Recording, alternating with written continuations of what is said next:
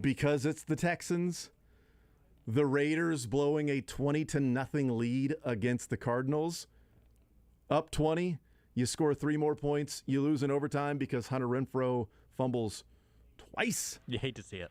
You do. It's just unfortunate for the Raiders to do that. You've got the Bengals that are 0-2 on last-second field goals, losing to back-to-back weeks Mitchell Trubisky and Cooper Rush. The Ravens had a 100-point lead on the Dolphins and decided to stop playing defense against Tyreek Hill and Jalen Waddle, which my fantasy team was perfectly fine with Tyreek Hill being left wide open for those touchdowns.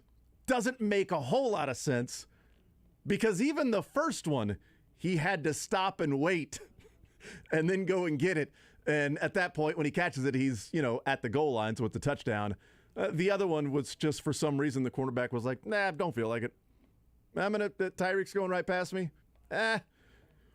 We'll see if Tua can throw the ball that long. I don't think he can. We are told keep everything in front of us because he's not going to throw the deep pass.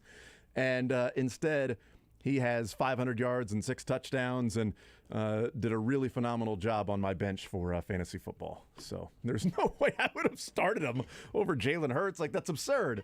But now it's like, I don't know, do I have questions moving forward? If he's just going to start throwing the ball up to Waddle and Tyreek Hill, that makes a whole lot of sense. But I don't know, man. The Ravens at times struggled against the Jets. By the way, go and get a win in Cleveland. And then they blow this game to the Dolphins. So, boy, 2 weeks in, there's an overreaction after week 1. There's more data and more things to take away and learn in week 2. But this is setting up to be a really, really interesting year with some teams that you thought were going to be good that maybe aren't, and some teams that you thought might be middle of the pack that might be much better, and so on and so forth. And then Matt Ryan's washed. So other than that, and Nathaniel Hackett, will he make it through year 1 as a rookie coach? The football was so good yesterday. I don't know. Are you a red zone guy or are you a multi-screen guy? I know you got a multi-screen setup. Are you a red zone main screen guy? I am not a red zone guy because this is probably healthy for you. It's extra. But you're wrong. No. I love the red zone. I love the red zone. But the issue is, I've got the Sunday ticket, and I'd rather have it on my iPad, which I have. I've got the digital, which costs extra money. Mm-hmm. And then the red zone is almost like, just the red zone channel alone is almost like double from what I'm paying for the Sunday ticket anyway. It's an absurd upcharge for just simply the red zone. And on principle alone, I'm like, bleep it. I've got 5 windows that I can pull up with my Sunday ticket digital. Yeah. And I can watch all the games right there while they're going on. Red zone's awesome. And if I didn't have DirecTV, then I would make sure I would pay for whatever service I could to get Red Zone. Lots of different services have just the Red Zone edition, the sports package or whatever. For sure. Red Zone turns the worst football games in the world into the best thing on television. Yeah. And man, a Thursday night game will really stretch you out as a sports fan. You've got Thursday night, maybe in my instance, hosting the post game show. We got to be back here on Friday and talk about it all. Well, then Wednesday comes, or the rest of the week comes around, and now we're watching the weekend of football. The Chiefs aren't playing. What do I do Monday? A Thursday night game is not where you always want to be, but an untouched day of Red Zone is unlike anything else that exists in sports. For when your team is explicitly not playing, because Jets-Browns became tremendous theater despite it being Joe Flacco versus Jacoby Brissett.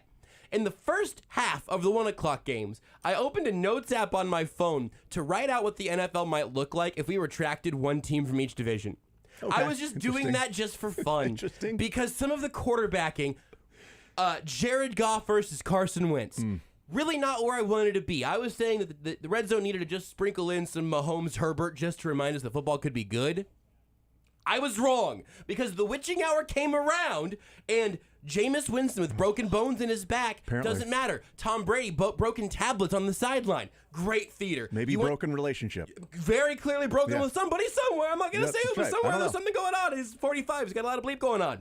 Panthers, Giants, just a scourge of terrible football. When it was on your TV, it meant something interesting had happened. Patriots Steelers. Yeah. Jason, for 20 bleeping years, that game was on Sunday Night Football, at least the primetime game on CBS in the afternoons. It was must-watch television. They could not get them off my screen fast enough yesterday. I did not need more Mac Jones and Mitch Trubisky. I needed zero of that. But it shows up on the Red Zone just in bits and bytes. You can watch Matt Ryan get breathed on and fall over. Trevor Lawrence deals. Like, it's just the worst football that the NFL produced still gets packaged in just this total cocaine snort of an afternoon. NFL Sundays, and specifically Red Zone Sundays, are just unreal in what they can accomplish. And we haven't talked, that might be all we talk about, like any of the games that I just blew through there. No pun intended, but appreciated.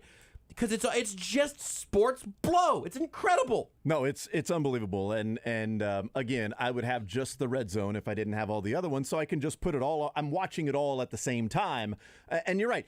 When they go to a 24-0 victory, what ends up being a 24-0 win with the Jags and the Colts because the Colts are close, there's an element of, okay, are they going to do what they did to the Texans last week? Is this going to be some crazy comeback? Sure. They were down, 20-0 to the Texans in the fourth quarter, and they somehow come back and tie the game, or 20-3, I should say, and they come back and tie the game, and then nobody scores in overtime, and it's a tie, and it's this awful, crazy, entertaining sort of a car wreck type deal football. Are they going to do the same thing to Jacksonville? Well, it's 24-0. Do I ever care about a Colts or Texas or a Jags game where one team is leading 24-0? Hell no. But for some reason in this, you're like, they could have 3 possessions, and they're down inside the red zone. If they score and get a 2-point conversion, sure, crazier things have happened because they'll get the ball back. Crazier things happened 5 minutes after you were having that thought process. That's right. Kevin Stefanski had his kids behind him on the sideline because they were up by 3 scores. That's right. And then Joe Flacco said, "Not today." Yeah, and onside kicks and big scores and the heartbreak in Cleveland. I feel like they invested all of their happy innings on Deshaun Watson. They get no more the rest of the year. No more of those. And so you do hate to see it. I just wish the Panthers would have won last week against the Browns instead of the last-second field goal, so it would have been 2 disappointing losses for them and being 0-2, whatever. But you're right. It makes those games that are otherwise just dogs with fleas more entertaining to be able to watch because you're like, what is going to happen? And Dolphins-Ravens was like football. The red zone is blow. This was crack and speed and blow. All shot out of a leaf blower. That's right. Just a leaf blower full of hard drugs. Just, hey, buckle up, everybody. Clear your nasal passages. Here's some football. Here we go. Here's Tua. And the Ravens I don't know what was going on defensively. Here are 2 MVPs playing quarterback, maybe. The only way you can lose that game is to give up quick scores to the Dolphins. Just play everything underneath, and you're going to win. The only way you lose is that they score quickly, 60 yards and 40 yards and 55 yards. Just don't do that, and you win. And they did that, and they lost. And credit where credit is due, because Tua had a coming out party yesterday against the Ravens, and he was really, really good. He was, pretty accurate. I think essentially their 2 biggest plays were on blown coverages. But hey, I agree with that. But here's the thing. I'm not disagreeing with that. Here are 2 things on blown coverages. 1, do you know how you get more of them and exploit them when you have them? Have the fastest dudes on the field. That's right. They create more blown coverages and they maximize when you get there, and also get the ball to them relatively in stride. And hey, Tua did that more often than Russell Wilson yesterday by a lot. And I will say that Tyreek Hill and Jalen Waddle, they're a problem for defenses. Absolutely. Because Waddle is really good, man. That guy in the open field is a monster. Like, I think Tyreek Hill's shiftiness, right, and how fast he is creates an issue. I think Waddle with the ball in his hands is better than Tyreek Hill. In terms of just weaving in and out, slipping through tackles. That guy is slippery and has vision like an eagle. It's unreal. And so watching that, I'm like, okay, the Dolphins are legit. Defensively, they've got some problems. The Ravens are pretty good, but the Ravens have no run game, which is odd to think of. No run game outside of Lamar Jackson. They have a running game. He wears number 8. Yeah, their running game is Mike Davis, who apparently is still around. Panthers and Falcons and like one of those guys that late in the draft, you're like, I'll take Mike Davis on my fantasy team because apparently he still has a pulse. Do you know who led the Ravens in rushing other than Lamar Jackson and carries other than Lamar Jackson? I mean, is it something like Devin Duvernay or Rashad Bateman or something like that? No, it's a bona fide running back, Kenyon Drake. Oh, yeah. I had no eye, and this is the beauty of Red Zone. I watched a ton of this game. I watched 0 Kenyon Drake carries, though, because they weren't interesting. They didn't make it through Scott Hansen's filtration device. Why would they? Kenyon Drake ended up on the Ravens, apparently. I forgot about that. Yeah, so... Get healthy, J.K. Dobbin. We'll talk with Field Yates coming up at noon and get his thought. I don't even know how to present and package the thoughts of all of that. But we'll certainly talk about the AFC West. Scream at him for 10 straight minutes. Oh, my God! And just have him also start screaming. Field, am I right? I mean, right? Football! Field, football, am I right? NFL, go! It's just, seriously, it's such an incredible product. Like, we can spin the wheel and land on a game, and there will be something that we can talk about. With the Niners, they lose their franchise quarterback for the year. Mm-hmm. Well, the guy who had briefly been their franchise quarterback is still their backup. So that'll be interesting. The Cowboys finally won with Cooper Rush starting. Are they good? I don't know. The Bengals sure aren't. That can't be. Hate to see it. You hate to see it. The Bengals are 0-2, losing at home to Mitchell Trubisky and losing to Cooper Rush. I mean, my God. The Cowboys with Dak Prescott couldn't score points last week. Yeah. With Cooper Rush, they win against the vaunted Bengals. And by the way, that revamped off. You want to talk about difference in GMs?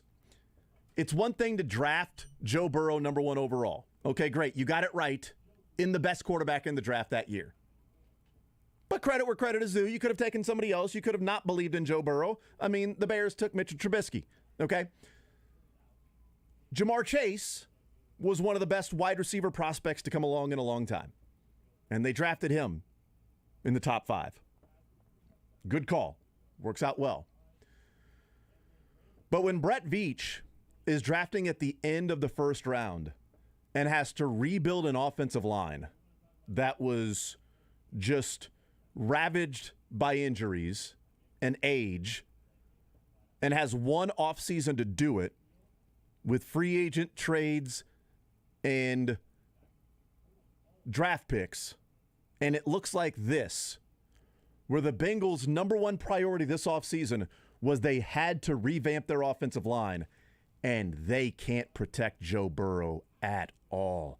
That is still a wet paper bag of an offensive line. Joe Burrow is constantly under pressure. The best thing they have is when they hand it off to Joe Mixon and allow him to sort of break some tackles and then pick up 8 or 9 yards. But when Joe Burrow drops back to pass, he is constantly under pressure. That offensive line is crap. And they spent the offseason going, our number 1, we've got all this money. We have so much cap space here that all we have to do is rebuild this offensive line. And what's stopping us? We just played in the Super Bowl with one of the worst offensive lines. And they did that. And 2 weeks in, Joe Burrow is the most pressured quarterback through 2 weeks. So I have a stat similarly related to that. I was thinking about saving it for Learn Funny Stuff, but I've got a better one that I can use as well. Look at you. Joe Burrow was sacked 51 times last season. Uh-huh. The Bengals overhauled their offensive line. He is on pace to be sacked 111 times this year. It's unreal. So small sample size. It doesn't matter if you just have tons of cap space, right? Like, you got cap space, you got draft. Thank you, Josh. Thank you, Josh, for taking that the sip/shot. Don't confuse those words and say them quickly with slip and shot. Taking that slop and you don't want to say that. But the Chiefs' offensive line looking like, and they're not perfect. They're not the best. It's not the greatest offensive line we've ever seen. But when you've got one off season to try to revamp 5 spots, and that was essentially done with 4 of the 5 where you feel pretty good. Is Orlando Brown, Williams? No, but he's also not Jaron Christian or Rimmers or Villanueva. Whoever else they might have had to go out and get to try to fill that void if they did not have Orlando Brown. So credit where credit is due with that, and just watching we'll see what the Bills-Titans tonight. We'll see what takes place. But I look at the Chiefs' schedule. I pick the Bills as a loss. I pick the Bucks as a loss. I think both of those certainly could still be losses. I mean, you want to talk about looking lost, though? The Bucs' offense is just not coming together. That offensive line is legitimately broken down, and their quarterback may be having a legitimate breakdown somewhere in life. They scored 20 points, and the points came on the pick six, and then another touchdown that was set up by a bad interception by Jameis Winston. And then they got a field goal based on an interception by Jameis Winston. The fourth quarter for Jameis Winston looked like his time in Tampa Bay just compressed to one quick highlight of a quarter. And now also, again, speaking of compression, the vertebrae in his back, apparently. Yes. 4 fractured vertebrae. Other than that. No risk of re-injury, according to reports on Sunday morning. Yeah, it's fine. Yeah. Well, I mean, he's wearing extra padding for it. I mean, you wear pads in football. That's why you don't get hurt in football. Yeah, and if you get hurt, you just wear extra padding. Just wear more pads, and you can't get more hurt. Right. Yeah, the Buccaneers were shut out at halftime.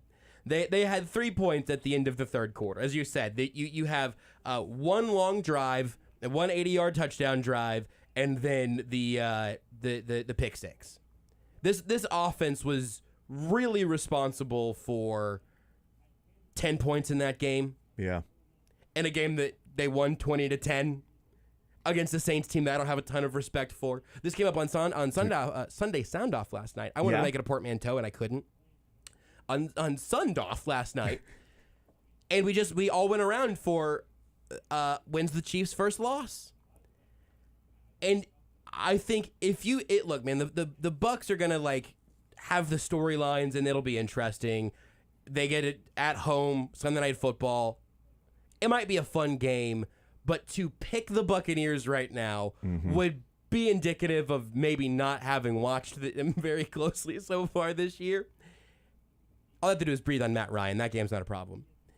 So you get the Bills when they should be at that point 5-0. Or stop me whenever I read a team's name that really scares you here. The 49ers, the Titans, the Jags.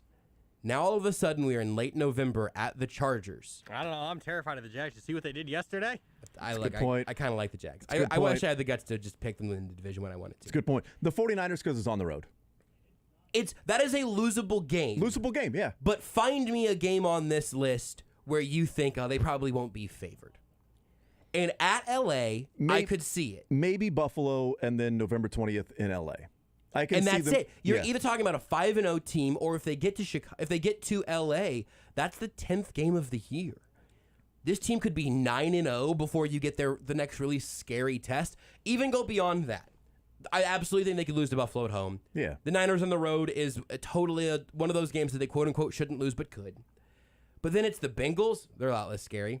At the Broncos, maybe they have time to figure it out by December 11th. But the Bengals would have time to figure it out by December 4th as well, and it's in Cincinnati. But with the information we have right now, your December starts with the Bengals, who look worse than you expected, the Broncos, who look worse than you expected, the Texans, the Seahawks, the Broncos again, then you close the year against the Raiders. Basically, my point here is, remember the conversations we were having when the schedule came out, or even as we got closer to the start of the season, even as we were looking at records and the division and all of that just 2 weeks ago. I don't think that there's anybody on this schedule who has overperformed expectations. The Bills would be the only team that has that argument to be made, and of course, we're talking about an incredibly limited sample size, which is one game, season opener. We'll see what they look like tonight against a team they should definitely beat. But the Chiefs might have peers. They don't have anybody they're going to hurt their neck looking up at, though. And we knew that coming into the year. I think we know it definitively now. I had them going into the bye week, the first 7 games at 4-3. I have them ending up 12-5, but I had them 4-3 in the first 7 weeks. Now I had them 3-0 to start. So if they win this weekend, it's just simply what I thought would happen in terms of predictions. And I have them losing in Tampa, losing to Buffalo, and losing in San Francisco. Those were the lot. That's the 4-3 that I had for this team. I don't know what it's going to look like at the end of 7 weeks, but I feel much more confident in this team that they can be 5-2, or they can be 6-1. I would be incredibly shocked if they're 7-0, because the NFL is the NFL. And it continues to pull you back to the middle. And these are professional teams, and Tom Brady is still the GOAT, and the Bills are really talented, and they still remember last year. I mean, it only takes them 13 seconds to remember over and over again. And San Francisco with Jimmy Garoppolo, it's funny that, Jimmy G steps in, and you've got all these people now saying, well, they're better off with Jimmy Garoppolo. Well, I think Jimmy Garoppolo now in there for Trey Lance. It's unfortunate that he breaks his ankle and he's out for the year, but I think San Francisco is now a better team with Jimmy Garoppolo. Maybe it is. We'll find out. Stranger things have happened in the NFL, and certainly this team could still be 4-3 going into the bye week, getting ready for the Titans, getting ready for Jacksonville, which I have them being at that point, 6-3, and then losing to the Chargers. So they're 6-4 at one point this year, if it's just going by things I predicted or game by game, right? That you just go through and start making your predictions. But that certainly could be a whole lot better than what it is right now. And we see that just because they stole one from the Chargers. You win a game where you're not playing well. You win a game that's tougher, that's grimier, that's going to be not as pretty, an uglier game. You find a way to win that one where another team looks at it and says, wow, what a huge missed opportunity. And November 20th might be where the Chiefs just come out and play an amazing game. Like November 20th might be the Chiefs coming out and hitting on all cylinders and just going up and down the field, and they don't hand off on 3rd and 2 to Mecole Hardman, and they score their first drive, and they put the pressure on the Chargers, and the Chargers go, oh my God, we had a chance to win earlier, and now the Chiefs are just doing whatever they want, and we can't get something rolling. This is panic time. That could happen. Game flow of what takes place. You never know next time these teams face off against each other. Because it's one thing to say, well, the Chargers, they cannot wait to get under the piece of the Chiefs. Well, you know what? They couldn't wait to get under the piece of the Chiefs after the Chiefs won last year in L.A. And they got an opportunity, and they blew it. Chiefs made plays. Winning teams make plays when you have to have it. And the Chiefs made plays when you have to have it. The Raiders didn't make plays when you had to have it because all they needed was a field goal in the last 25 minutes of the game. Was 3 more points? Or just tackle the 4-foot guy who just keeps running around and throwing footballs out of his ear. I mean, Well, it's about time they called the Kyler Murray run around and make plays play. It really They didn't do that a whole lot against the Chiefs. No, they just needed to.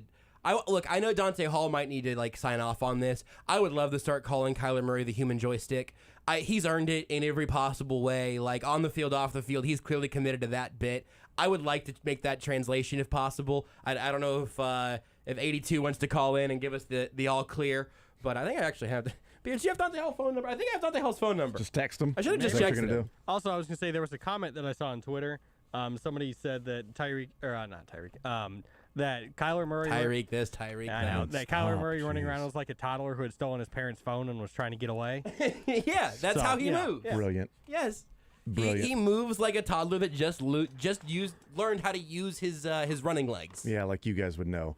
All right, we'll take a time I out. was one once. Not as long ago as you were. So, I mean... It's a good point, yes. There was no phone for me to run around as a toddler unless it was the phone with the cord that would eventually stop me. You can only go so far, yeah. Exactly. That cord, there was no cordless phone, just pull up the antenna and then try to make a phone call. No, it's a cordless phone. I can walk around the house. Look at this. No, I can... Oh, sorry, I'm too far away from the receiver. Let me walk back closer. Oh, got you now. They should have just put a corded phone in Kyler Murray's contract. Much better. More Zone next. Want to see more of The Zone? Show live on the Sports Radio 810 WHB Facebook, Twitter, YouTube, and Twitch.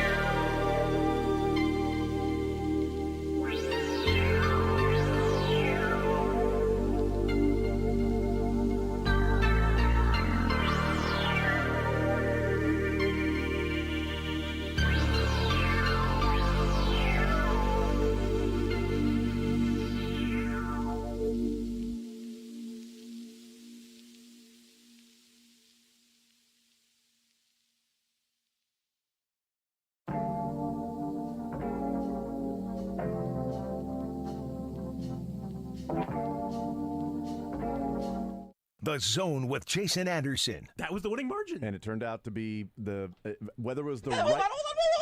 That's not how this works. Hold Matt, on. That's not how the Hold on, math Josh. works. And Hold on. Jason, that was not the margin. What are we talking about? Weekdays from 10 to 2 on Sports Radio 810 WHB.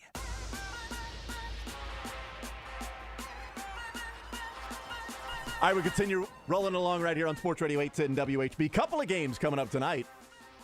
Vikings, Eagles. You got Titans and Bills tonight. So Two pretty good games. I'm pumped for tonight, man. Some good games tonight. I like week 2 Monday night doubleheader, I think. Yeah. I think we just had so much football week 1 that I didn't need the doubleheader on Monday. Agreed. But now I'm like, you know what? I'm kind of itching a little bit. Maybe the Bills put the Titans away by halftime. Then we get to see if Eagles, Vikings, if either of those teams are for real. I'm excited, man. I just like football. Have I made that clear today? Yeah, you like have football. You have. And then what was Monday night last week? Broncos and Seahawks. Oh yeah, that was a crazy one. That needed to be a main feature. Yeah, that's right. Even though I didn't feel like it was going to need to be at the beginning. No, we thought the Broncos were going to go in there and curb stomp them, and then it was going to be a game that got out of hand. It's like Russell Wilson returning, but nope, not the case. They lose to the Seahawks and survive the Texans. Sport is so good. So we started talking about the fact that somehow KU has already covered the 2.5 in 3 weeks, which is unfathomable that is the case. It has already been an unbelievable year for KU and Lance Leipold and this program in that they go to West Virginia and win. They go to Houston and win. And Houston was a team that was the favorite of the group of fives to play in like the New Year's Six Bowl and to be the highest ranked group of 5 team to win the AAC. This was the year for Houston, the way that not to the degree of Cincinnati last year, but they would be the team that people would be talking about this year. And obviously not the case. They lose in overtime last week to Texas Tech. And then they lose to Kansas in a game that was only close because KU did what KU does, and that is get down 14 points and then go, okay, let's play. You guys ready to go? It's like they're racing cars, and they're like, okay, let's hit the NOS. They don't have the NOS, and we kind of let them think that they're going to win, but we've got the NOS in the trunk. Its name's Jalen Daniels. So let's just go ahead and hit that and blow right past this team and go on a 28-0 run. And even as the lightning delay happened and they were out for an hour, they had come back and taken control of that game. Very easily, the Houston team could have gone to the locker room, regrouped, came back out, and said, look, you were up 14-0. You didn't win the game. KU is here. You'd better answer the bell, okay? You got a reprieve that you get to go hang out for an hour and think about it. And KU came out and still continued to kick their ass. And that is so impressive for what KU's been able to do and what Lance Leipold is building there. It is one of the more improbable starts to a coaching career at a university. Not just coaching career because he coached at Buffalo, but at a university than what Lance Leipold has done from taking over late last year to where they're at right now, to where I don't feel like it's blasphemous to say, hey, is there a chance that like KU's 6-0 going to Oklahoma on October 15th? Because they've got home games the next 3 weeks against Duke, Iowa State, and TCU. Yeah, it's crazy. Because they're going to score. They're going to put up points. We know that. What's the over-under this weekend against Duke? I don't know. Take the over. What is it? 75. Take the over. Is it 90? Take the over. Whatever it is. I had, a KU money line and the over against Houston. I loved that play. I talked about it with Braden Gall last week on Tuesday. We both were taking KU in the money line because it's like, I think it's going to be close. So why will I take look, I'm getting 10 points if I just want to play the points. But if I think they have a chance to win, then I'm going to take the added value. But the over is definitely going to hit because these teams are going to score. And the over was like met in like the third quarter, like middle of the third quarter, they hit the over. That one was pretty easy. But whatever the over is this weekend, because Jalen Daniels can absolutely ball. He is that dude. And good on Lance Leipold finding it, recognizing it, cultivating it, coaching it, and where he's doing what he's doing, because the other two programs are still figuring out what they're going to be doing at quarterback. And KU has this guy for a couple more years. Mm-hmm. Missouri's hoping Sam Horn's going to be good. And K-State needed a quarterback, so they went to Adrian Martinez. So what happens after Adrian Martinez? Certainly they hope some guys and some recruits can be good. But you know what you have already in Jalen Daniels. And the future is really bright for KU. And I think Lance Leipold has just done one of the more improbable coaching jobs in a matter of 16 months, 17 months. One of the crazy things about this is that just like almost every sentence you just said could have been like a pinch me moment for KU fans of like, well, this isn't right. He must be talking about some other program where a team that could not buy a road win for almost a decade is now just like going on the road and winning big games like it's no real big deal. How long had it been since anyone anywhere on planet Earth went, oh, dang, I got to get to the TV. KU football's on, and I forgot. I missed the beginning. I got to tune in to see what's going on here. 2007. I mean, literally, you're talking about a decade and a half since anyone probably did that. 13 years since they've been ranked. 2009, October of 2009, last time they were ranked. They've got 23 points in the AP poll. So not only the, as I think they should now be called, the others receiving votes Kansas Jayhawks, which should be their title until they're simply number whatever, which they legitimately could be by beating Duke. Number one Kansas football. Number one, make it happen. I mean, honestly, October 2nd. October 2nd, if they're 5-0 and they beat Duke and Iowa State, do they have a number in front of it? On the ESPN scroll on the bottom line of college football, do they have a number if they're 5-0? I think the winner of Duke KU might get a number. Really? I think there is I can't remember who I saw tweeting about this. It was somebody who had a vote, tweeting that they were pledging to vote either KU or Duke, whoever wins that game, just number 25. Just no matter what, winner of that game is number 25. And well, they're getting votes, so clearly they're getting some 25 votes. They're on the board, and if you're going to say, hey, here are these two programs that are at the what we assumed would be the beginning, man, because like Duke has been a mess. Huge rebuilds for these two programs. I love the narrative even of, hey, you start 4-0, beating some real teams along the way, showing some offense, true for both KU and Duke, right?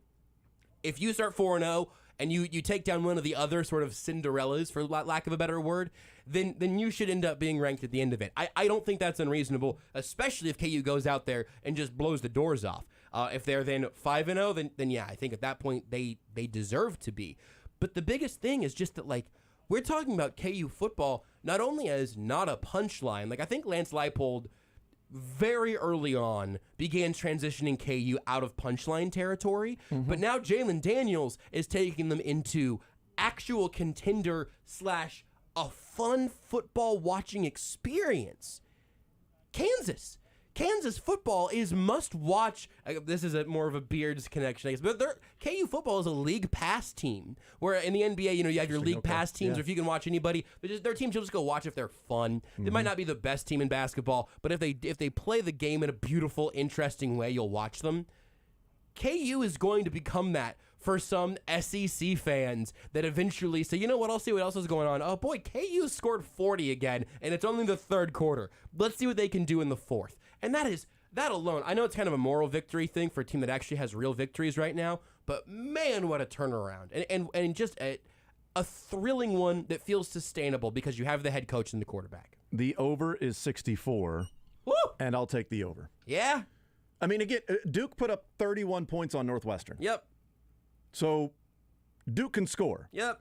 They put up, I mean, it's North Carolina A&T, they put up 50. But they didn't put up 25 against North Carolina A&T. They didn't beat Northwestern 17-14. You know what I mean? Like, they beat them 31-23, something like that. 31-20, 31-23. They scored into the 30s. You know KU is going to score. Isn't that amazing? Like, you know Kansas is going to score. You know KU's putting points on the board. That's a fact. So it's just a matter of and Duke's going to be up 14-0. We know that as well. So give Duke 14 points already. And they're going to get more than that, but I need KU to get to 50 to get to the 64. Yeah, I think Duke's probably going to get to 28. So I need KU to get into the 30s. I'll take the over 64. I might even tease it down to KU -3 and over 58. You know what? I just decided something. I'm ready. I'm ready to do it. What are you going to do? I'm ready to bet on Kansas football. Are you going to go over? Or are you going to go KU -9? By the way, KU playing a 3-0 team. -9? What? And I don't know what that line's going to end up at. But they're damn near double-digit favorites against a team that is undefeated right now. It's just the story we're talking about right now. If anyone would have said that before the season, let me just say, if I would have said that, and Nate would have said that, let's give two different perspectives, okay? Obviously, we know where the allegiances lie in terms of rooting interest off the air, things like that. If Nate would have said it, he would have been laughed at and said, "You're a homer, you're dumb, and quit drinking the Kool-Aid." If I would have said it, it would have been, "Well, you guys are the home of the Jayhawks. You're required to say that. Even though you're in Missouri, you're doing that only to be a company man. You don't really believe that, right?" There's no way somebody would have given that a legitimate thought of them being 3-0 and Jalen Daniels going from not even listed preseason Heisman to now the 17th betting favorite. He ain't the leader, but he is shot past Deuce Vaughn, and damn it, I chose the wrong local guy. You chose the wrong Kansas player in the state of Kansas. He's on the board. Yeah, he's now the 17th betting favorite at 6,000. At plus 6,000. Like, I mean, just it's been improbable. And by the way, yeah, there's an element from the non-KU side, probably in Manhattan, certainly in Columbia, of being annoyed as bleep at that. Because cool, Lance Leipold, fun story, yeah. But Chris Kleiman's establishing something there. And Eli Drinkwitz is fun and witty, and he's, sort of eccentric at times. And he is aggressive, bordering on foolish. That's his offensive philosophy. Punting on 4th and 1 from midfield against Abilene Christian. Aggressive, bordering on foolish. 4th and 1 at midfield against Abilene Christian? Oh, gee, I don't know. I mean, can I trust my offensive line to get a yard? It's Abilene Christian. Oh, man, I guess I better punt. KU's out here establishing the fun. It's annoying as hell. Let me be honest with you. It's annoying. It was nice getting the money. The money's nice. The money's okay. Doesn't make it any less annoying in that, whoa, you're supposed to be third in line. Don't skip the line, Bengals. Get back where you belong, Jayhawks. It's K-State, Mizzou, and then you. I'm looking at the Heisman odds. It's hilarious, man. I looked it up this morning. He's 17th best at DraftKings. Jalen Daniels at plus 6,000 is not at this point, not even great odds. Because you look at that and go, a lot would have to go right. If he was if he was down here with Taula Tagovailoa at plus 9,000. Yeah. He's got significantly better odds than just some names you may have heard of, like let's see, there was Jackson Dart. How about Jaden Daniels? Yeah, that's right. I saw Jaden Daniels and I'm like, wow, oh wait, no, he has better odds than JT Daniels and Jaden Daniels. Yeah, any of the Daniels, Chase Daniels, Chance McDanielson, right. All of the Daniels out there, Mike McDaniels. Any Daniels, he's got better odds than. And I'm kind of annoyed that it's not going to allow me to cash out that Deuce Vaughn. Can I cash that out there? Hey, can I just... come on, man. Just keep that. All the fans out there. What if I sold you the ticket? What if I sold somebody my can I... Deuce Vaughn ticket? Is that the next big thing in sports betting is that you can actually buy other tickets at discounts? Yeah. Like a little ticket. I'll sell you the Deuce Vaughn for $20 at DraftKings, and you got it. I'm going to take the $20 and put it on Jalen Daniels. No. I'll give you a quarter for it. A whole quarter. I'll give Audrey a quarter, too. Sounds like a movie reference. I can't. I'm just so disappointed in that it sounds like a movie reference. I'm disappointed that you still have the capacity of being disappointed in me. My parents gave up much No, there's sooner. a lot of capacity for disappointment for me. It's going to make this show hard. Yeah, I mean, or make my job really easy. Either one. This show hard, your job easy. I mean, you are doing an admirable job filling in. Yeah, I'm that here to guy disappoint leaves. you. Yeah. I'm not even gonna name it. He leaves. You step in, and it's like the show's hard and your job's easy. Wow. As opposed to previously when the show was easy and Corey was never mind. Oh, what? Okay. Well, you know what? Let's go ahead and take this break here. We'll talk with Matt Tait coming up at 11 o'clock. K-State rough day. Losing to They play? Tulane. Yeah. Yeah, my K-State money line with a couple of other bigger favorites didn't come through. But don't worry, K-State wasn't the only one. So there were a couple of other. I didn't put. It was just like throws. I like doing like $2 bets with like 6 or 7 parlays that are like money lines. Fun. I like those. Yeah. And it's like, here's $2. You can win 35. Yeah. I love those. When teams are like 15 or 16 point favorites, all they have to do is just find a way to win. And then a team like Georgia State that's 25 point favorites over Charlotte loses by a point. Then it's like, and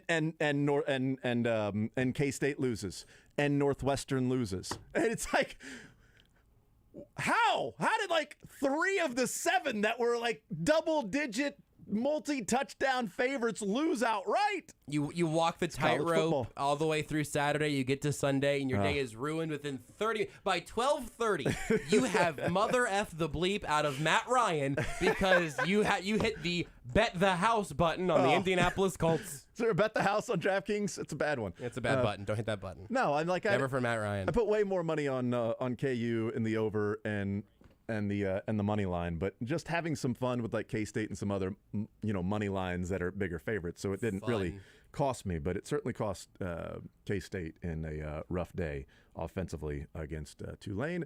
And Mizzou beats Abilene Christian, but did not look all that good in doing it. We'll take a timeout. We'll come back, wrap up this hour next. Follow the show on Twitter at J810Anderson, at JB Brisco, at Beards McFly, and at Sports Radio 810.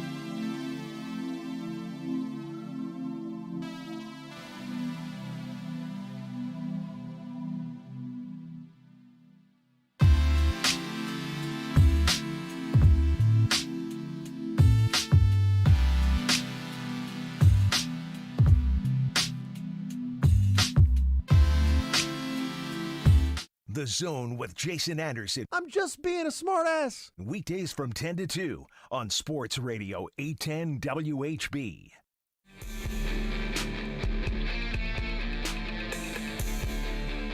K-State, Oklahoma on Saturday night on the Big Fox.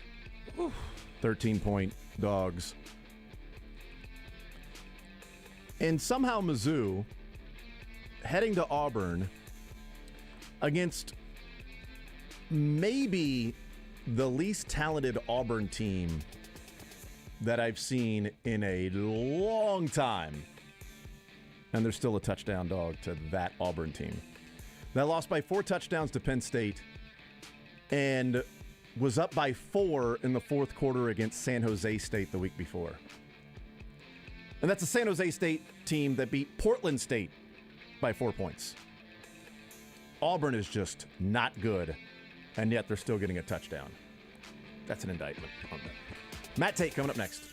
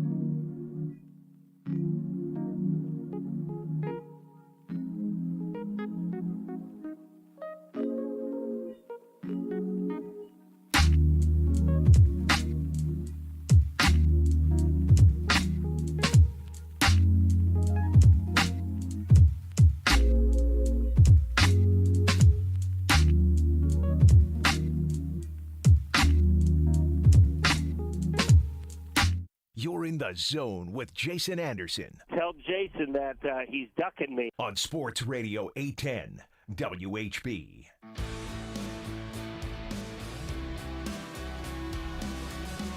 All right, we continue right here on Sports Radio 810 WHB. Jason Anderson with you. Josh Brisco, Beards. We head up until 2 o'clock. We've got you for the next 3 hours. We will talk with Field Yates coming up at noon. ESPN NFL Insider is our guest, and then we'll hear from Andy Reid in the noon hour as well. Mick Shaffer will be with us. We got Learn Funniest Best all still to come, and some sad fans from Reddit also with Beards. So all that to come over the next 3 hours. Right now, we talked a decent amount in the second segment today and on into the third as well about what KU has been doing and is doing, still doing at 3-0. Matt Tait, KUSports.com. Lawrence Journal World is our guest here in the Zone. Matt, what's up, man? How are you, sir? I'm doing great, man. How are you? I am doing just fine. So we bring you on the air after 3 weeks to talk about all the tickets that have been cashed for KU's over 2.5 and how improbable this is. If somebody would have told you that they're going to be 3-0 winning at West Virginia and at Houston, you might have had them committed if they would have said that? Yeah, I think so, man. I really didn't see this. I don't know how many people did. I would say a lot of people inside that locker room did, and good for them. I mean, that's cliche, right? You hear it every year.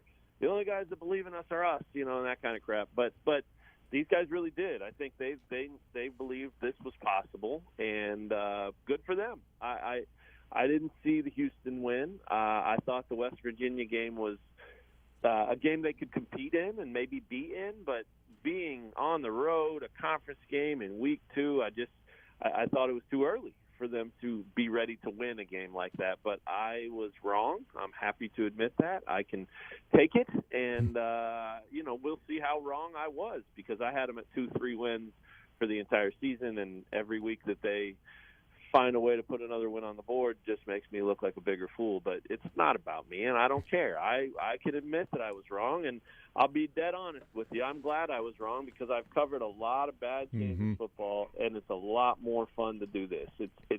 It's different. There's a whole different feel in the town. Our traffic, our videos, our audio, all these things are getting blown up and way bigger numbers than is typical with our KU football coverage. And so, for all those reasons, Kansas fans are fired up because they get to go out and watch their team win and get excited about it and all that. And I'm fired up because the stuff we're writing about, which we were writing about them anyway, is actually being read and received and enjoyed. And so for me, that's the biggest part of this. It's a lot of fun, and it should be an amazing time on Saturday. I mean, I think that place will be rocking like we haven't seen in 10, 15 years. I mean, it's going to be truly amazing. How is it that Lance Leipold has done this? Like, what are you seeing from this, and how in a little over a year? I mean, he took over the program late when a typical coach would take over a program, and he was still getting to know the players, even who he has when it was at Big 12 Media Days in 2021, and goes through the season, and the end of the season was good, and you saw some signs of growth. But this has just been what it feels like exponential growth from one off season to the other. How has he done this? What have you seen as to why this program is now in the position they are after 3 weeks into this season? Yeah, I think if you look closely at it, it's really pretty clear. I think it's all about consistency and discipline. If you look at Houston, if you look at West Virginia, and then of course Tennessee Tech was just overmatched. Those teams were making mistakes. They were contributing to beating themselves and not as disciplined as Kansas has shown themselves to be so far. And so while that part of it is during a 60-minute game on the field when the clock's ticking and everything's actually playing out, the consistency that I'm talking about goes way, way back before that. You're talking about consistency and expectations set in practice. You're talking about the discipline that he brought in from day one that basically said, look, I know how to do this. All you got to do is listen and do what I say, and we'll be okay. And by be okay, I don't think anybody thought that they would be 3-0, in his second year. I mean, I think as much as I said a minute ago that, hey, these guys believed they could do this, it still seemed like if you would have said this the day he was hired, nobody would have bought it. And they probably would have said that's a little optimistic, But this is a guy who knows how to work this process. He's a program builder, and a big part of the reason he's had success at places where he's built programs, Wisconsin, Whitewater, and Buffalo, has been because of that. He trusts the process that he has. He works the process, and he doesn't really deviate from it. I mean, it's a very cut and dry thing for him. It's if you do steps A, B, and C, then good things happen. And so I think beyond that, as sort of setting a new culture and setting an expectation and the demands that it takes to do that, I think there's also a big part of it that was just he's got a personality that can relate to these guys. You might not see it. It doesn't always show up in his press conferences. You don't necessarily think that Lance Leipold and Jalen Daniels are listening to the same music and hanging out and doing the same thing. But there is a weird connection, and it's been there really pretty much from the jump. And Kenny Logan was one of the first ones that showed that off. I mean, those two hit it off really well and became tight. And everything that I've heard, I mean, Lance will show his personality a little bit. We'll get to see some of it. But from most of what I've heard, he's a really different dude in there in the locker room. He's got a little bit of swagger. He's got a little bit of, juice to him. And he doesn't necessarily show that everywhere. But those players see it, and they freaking eat it up and love it. And so it's not just about doing what he asks them to do, but it's about he's now inspired them to do it for him and for the entire coaching staff. And there's consistency there too throughout the coaching staff. They've been together. So it's again, 3-0 is a surprise. Anybody that says it isn't is talking a little crazy, but I do think that to them this is what they do, and this is what they expect at some point when they continue to work this process that's shown to work over the years and at different places. What's been impressive is, you mentioned the discipline, and it's not necessarily mistake-free football, but they're not shooting themselves in the foot. They're not hurting themselves. At West Virginia, at Houston, the last 2 weeks, they have combined for 0 turnovers and 8 penalties in the 2 games. Combined. There you go. Not a piece. There you go. And no sacks, right? Yeah, and no sacks. And West Virginia and Houston have combined to turn the ball over 4 times and have 18 penalties. Those are programs with established coaches that have been there a number of years. And KU, this is essentially Lance Leipold's like 1.5. It's right. Not really a Definitely. second year, right? I mean, it's just like a half year last year.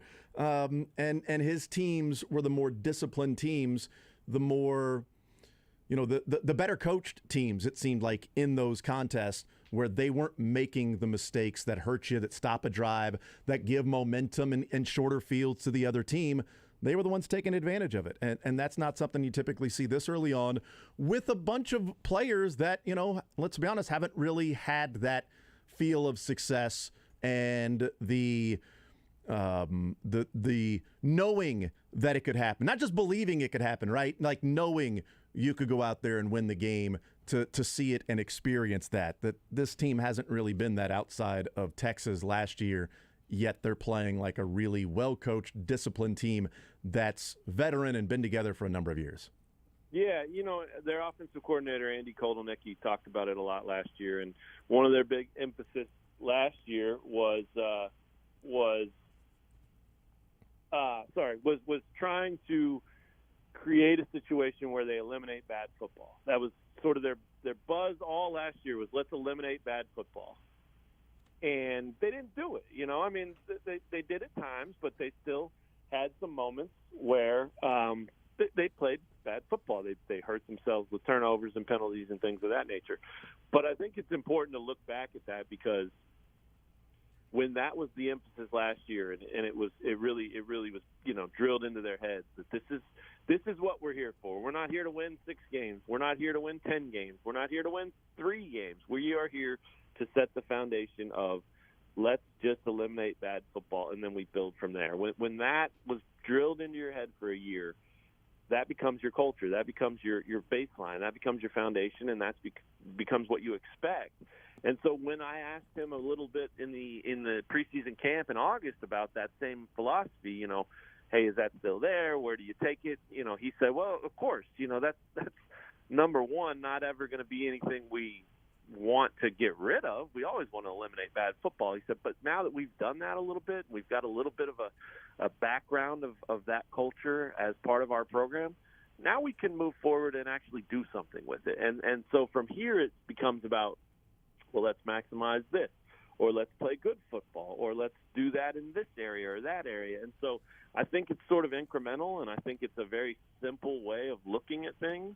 You know, it's sort of the old cliche when you talk to any coach about any preview for a football game. You know, they say, well, don't turn the ball over, you know, don't commit penalties. I mean, you know, I've probably written 1,000 of those, and they get boring when you hear the same coaches say that stuff. But there's a reason that they say that, and it makes sense. And you know, it's not just talk or coach speak as it sounds sometimes. It's really a crucial part of it. So for this team, they spent a whole year doing that and emphasizing that, and now they didn't have to worry about that. Now they can show up on game day or in practice or game week or whatever it is and think more about how do we attack? How can we go after this team? What are we going to do to make them play bad football instead of just being hyper-focused on, oh, we can't screw up. We can't screw up. We can't screw up. But when you've been Kansas football and all you've done for 12, 13 years is screw up, that's a really, really necessary step that you have to take. And I think that was something that I hadn't heard from really any of the other coaches.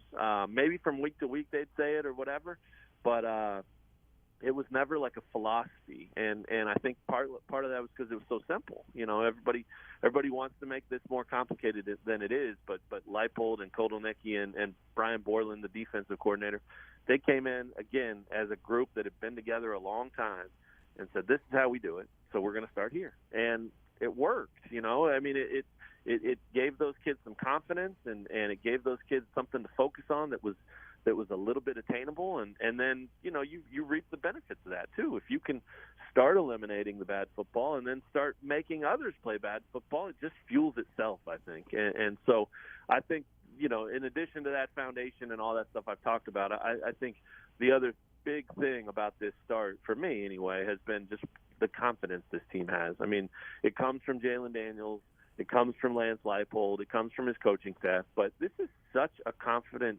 group, man, for a program and a bunch of kids who have done nothing but lose here. For them to be this confident really says a lot about their character, and I think that's a huge, huge part of the reason they're winning. So Matt Tait's our guest, KUSports.com, Lawrence Journal World. We spent about 10 minutes talking about the macro in this program, where they're at, the wins, how it's happened, what Lance Leipold has done. And you just now mentioned the next part, the micro, and that is Jalen Daniels in the last couple of weeks responsible for 8 touchdowns, and how good he was yesterday in running when it was designed and running when need be, and it wasn't designed, to pick up first downs and to continue drives and make really good, accurate throws down the field as well. We joked about it at Big 12 Media Days, Matt, that you can't show up in red velvet shoes at Big 12 Media Days and not be ultra confident and know that you're going to go out there and have a good season. It's just not allowed. And so showing up in red velvet shoes was kind of the first indication of what type of person Jalen Daniels was in terms of the confidence that he will that he exudes when he's around somebody, and no doubt that starts to rub off on others and they start to become, you know, more and more confident. But the micro is just the unbelievable play of Jalen Daniels, and I think, Matt, there's going to be a lot of writing of Jalen Daniels blah blah blah blah blah since Todd Reesing. I think there's going to be a lot of that this year. Oh yeah. There's already been, and I've been guilty of some of it. Now, I think after the opener, I wrote something about, you know, this. It's not like this guy's Todd Reesing. In fact, he's far from it. And I got ripped apart by a couple of people for saying, "Well, how do you know?" I was like, "Well, I know. You know, I watched Todd play, and I can look through the record book, and you know, Jalen Daniels is no Todd Reesing, but Jalen Daniels is a hell of a quarterback, and he's got a ton of talent, and he's got a ton of heart, and in that way, they're very similar. He may have more talent than Todd did, but the difference is, this is a kid who's doing this for the first time, and none of it surprises him. If you ask Jalen Daniels before the season, hey, who's the best quarterback in the Big 12? He'd have smiled at you, and he'd have probably with a little bit of humility said, yeah, it might be me. I think it might be me. And then if you asked him 5 minutes later, name 10 of the best quarterbacks in the country. Same thing. Humbly, he'd probably look up at you and say, well, I'm in there, and it's not an act. It's not a shtick. It's not him trying to convince himself of something.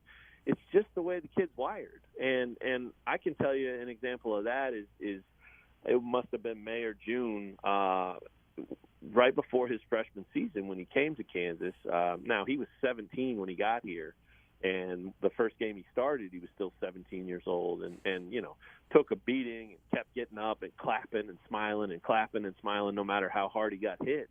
And, you saw it then. You saw something in him then. Now, he had to put in the work and the talent had to come and it had to grow and he had to get better. But you saw some of that natural stuff that is sort of defined as you either have it or you don't, right?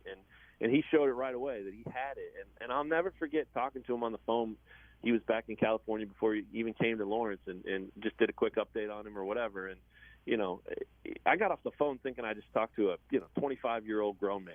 I mean, he was so mature, so pleasant to talk to, full of life, full of energy, kind, confident, all those things. And I would have never predicted this would be happening exactly at this point, but at that point I remember thinking, this kid's got something. There's a little something here, and so that was natural. He had that already. That's part of how he was raised and how he's wired and all that stuff. But then what I think is producing what we're seeing on the field right now during this crazy 3-0 start is a product of you might call it the Ochai Agbaji effect, right? It's the same sort of thing because this kid had a little bit of success last year, felt good about it, beat Texas, had a little bit of name, a little pizzazz, all those things around him. And then he realized, I want more of that. And then he realized, if I want more of that, I got to go to work. And he put in the same kind of work this offseason that Ochai did that was well documented going into his senior season. And you saw what that did for Ochai, All-American, national title, Kansas legend. I'm not saying those things are coming for Jalen by any means, but it's amazing the similarities between these two guys because just like Ochai, Jalen's got $1 million smile. Just like Ochai, he's as kind as it gets, a nice kid, pleasant to be around, all those things. In fact, at Media Day in August when he left the indoor facility, after sitting there at the table for 45 minutes or whatever and just taking round after round after round of questions, before he left, Jalen looked at everybody and whoever was still in the building and said, thank you guys, thank you all, and that's an Ochai move. That's what Ochai did his senior year. Every time he left the press conference, he said, thank you guys.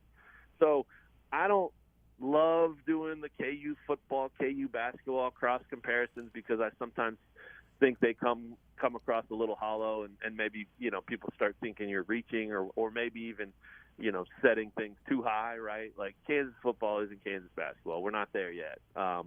But when it comes to these two individuals, I don't think the Ochai-Jalen comparison is crazy at all. And I think it's obviously very flattering for Jalen to be talked about in that way. But he deserves it and he's earned it. And a lot of that is because he's put in the work to get to this point, just like Ochai did. Matt Tait says Jalen Daniels will lead KU to national championship, and Jalen Daniels will be player of the year. It's in ink. Matt Tait, KUSports.com, and Lawrence Journal World. Last one for you, and it sounds ridiculous when you first say it, but give it some thought for a second. Can you make a case that the Les Miles tenure was successful? Yeah, you can, and I didn't have to hesitate there. And okay. I hear what you're saying, but yeah, you can. What's hard, and there's a couple commenters on some of our stories on our site right now that are saying that same thing. Hey, let's not forget this, and that's great. What's hard is the way it all ended with Les, right? I mean, this guy comes out as kind of a sleazeball, and you don't want to look back and say, he wasn't all that bad, because to be fair, at Kansas, he wasn't all that bad. All those things happened at LSU, and that's not good, or, I'm not going to say anything about that actually, but it was not at Kansas. Now, doesn't make it good. Still was pretty awful stuff to read. It sounds like he was, again, a sleazeball, but it's hard to erase that from your mind when you think about a guy like that. The other thing is his time at Kansas, as much as it didn't associate with any of that stuff from LSU, it was not impressive. He was not sharp. He was not, their teams weren't good. They didn't play disciplined football. Les was not incredible in his press conferences at all. So it's very tough to sit there and say, yeah, he did okay, because he did. It was a colossal failure. It was a terrible hire by Jeff Long, and they both got what they deserved. Now, go ahead. Having said that, when you dig a little deeper, which is why I think you asked the question, when you dig a little deeper and you start looking at some of these, the recruiting, right? There's some talented dudes who came here under Les who are now a part of this thing. You have to give some credit there.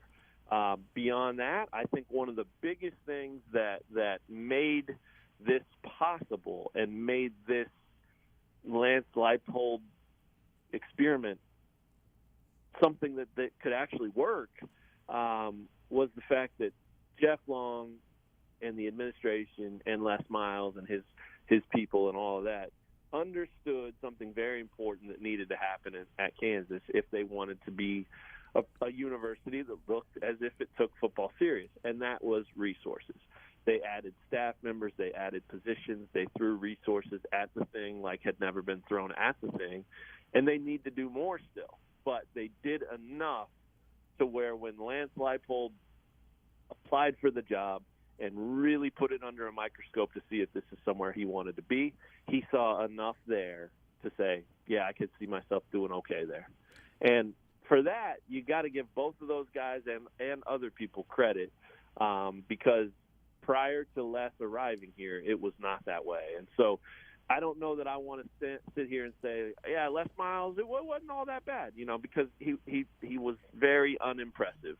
But I think you could get away with saying that the Les Miles era was not a total failure for Kansas football, even though the record says it was, and how it ended says it was, and all that. But that's more specific to him versus just those 2 years being kind of an important 2 years for the program. Yeah, so, does that make sense? Yeah, absolutely. You hit on a couple of things to where I was going with that. In those 2 years were awful in terms of the play on the field. But there were extra resources dedicated in saying, look, if you want this to be a legit football program, you're going to have to do this, and fundraising, you got to build this, you got to do some of those things, extra coaches, all of that stuff. But it was so bad in the end that it helped usher in Lance Leipold and Travis Goff, and Jalen Daniels is the quarterback. And so while a rough couple of years, KU's in a much better spot with some of the resources they're going to invest in with a quarterback like Jalen Daniels and Lance Leipold and Travis Goff. That's sort of like, in a strange way, it ended so bad that KU is now in an actual better position because of how bad it ended. Yeah, fair. I mean, yeah. And the question becomes, would you trade those 2 years for this? And I think a lot of people would say, hell yes. Absolutely. Now that's the bigger question of can they keep this? Not only keep winning, but keep Lance, keep the program heading in the direction it's heading. And there's a lot of questions that come with that. There's a lot of things that come with winning that are in some ways harder than things that come with losing. Losing just sucks, and it is what it is, But when you win, you got to keep winning, and you got to commit to it, and you got to pay for it, and you got to do a lot of hard things. And so they've got that coming their way. Presumably, we're only 3-0, and we're not going to start talking way ahead of the game right there. We're only at the point where it's 3 games in, but there's certainly enough there, I think, to believe that this thing's starting to turn, and I think we'll see that on Saturday. I think, again, that environment's going to be top notch. We already know the setting's good. I mean, that setting's beautiful at the bottom of the hill. A beautiful sunshine day on KU's campus. I mean, it really is. It's all it's been missing is real football. Now, you also can say from the fan perspective, which I don't have to deal with, but I get it, that the restrooms suck, the concessions suck, the stadium's old. I get that. So, that's sort of that 10,000 foot versus zeroing in like you did earlier. But, you talk about the environment, the buzz around that place, the feeling, the look of it. I mean, it's going to look like real football's back. And look, if you've been paying attention at all, you believe real football's back because this has been a good football team this year, and they've won games instead of just being a team that ended up with more points fortuitously, right? Like they've gone out and won these games, and they've been kicking butt. And Houston's a really good football team that had a ton of preseason hype and praise, and Dana Holgerson's a hell of a coach. And Dana Holgerson just stood in there last weekend and said, I got my butt kicked. He outcoached me. They outplayed us. They're good. And that's not a guy who's just going to say that stuff, Dana's never said anything he didn't want to say in his life, and so for those words to come out from a guy like that tells you a lot right there. So KU's in a terrific position. This talk about could they get to 6 wins, it's not crazy. It's not something you laugh at anymore. They're halfway there, and they've got a lot of games left to go. And oh, by the way, if you've been looking around the Big 12, I don't know that you've been all that impressed. I mean, K-State loses at home to Tulane. That's not anything to be totally fearful of. Iowa State hasn't looked great at times. TCU hasn't looked great at times. Oklahoma State even hasn't looked great at times. So and look at that. Iowa State and TCU are 2 of the next games on their 3-game homestand here. So, look, I don't think 6-0 is coming, but could they get to 4 or 5 before the halfway point? I don't think it's crazy. Yeah. And if you get to that, then finding 1 or 2 the rest of the way is certainly within the realm of possibilities. It's not guaranteed by any means. And look, like, nothing's guaranteed right now even. This is a great start. They should feel really good about it, but they've got to back it up. Because right now, because it's Kansas football and because it's the Big 12, you have to sit here and go, well, look, they're 3-0, but would anybody be shocked if they end 3-9?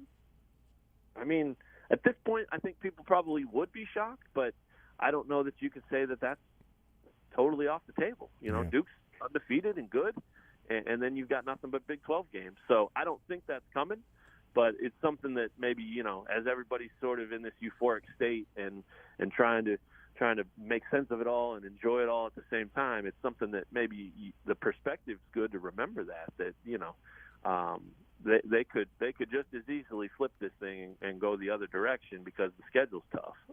But I don't think they will. I think they've got at least another game or 2 in them to win. And again, if you can get 2 more, then why not get 1 more after that? And if they can go to a bowl game in Lance Leipold's second year or first and a half year, as you mentioned, I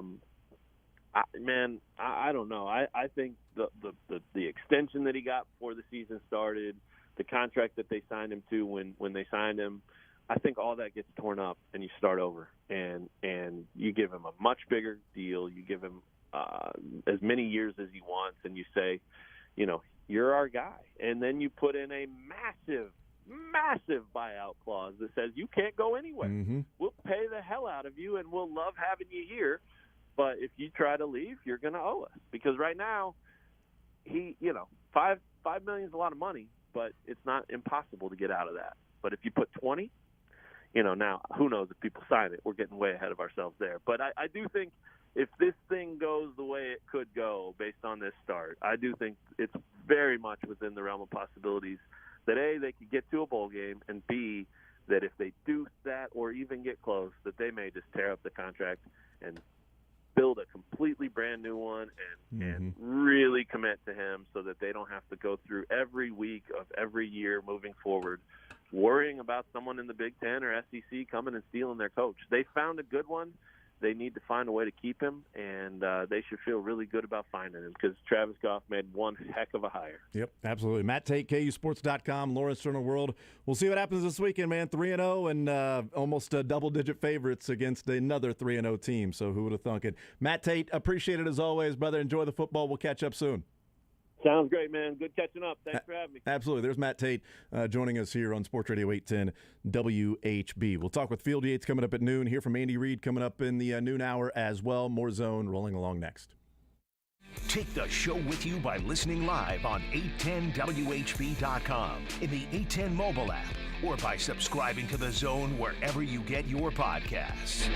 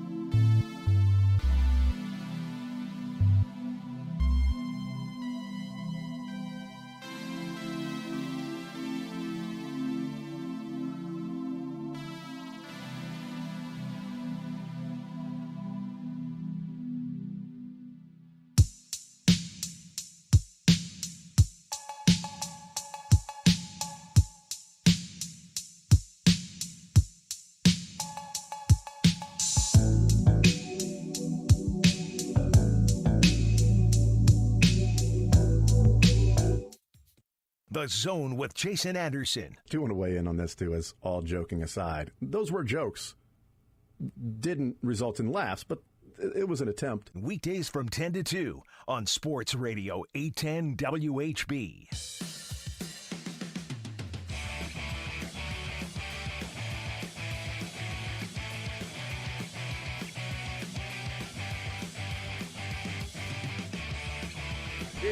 He still hasn't turned your mic Yeah, on. Beards didn't trust me. You were talking to Lebo. I was trying to do a bit. I Beards think was like, no, keep the show serious. Yeah, you were talking to Lebo I into turned the your cue mic. on, so I thought you were. Yeah. That's what you meant. You were No. you were looking into your microphone, or you had your microphone very close to your face while you were talking to Lebo. So I knew there was an element of you wanting that to either go to Beards or over the air.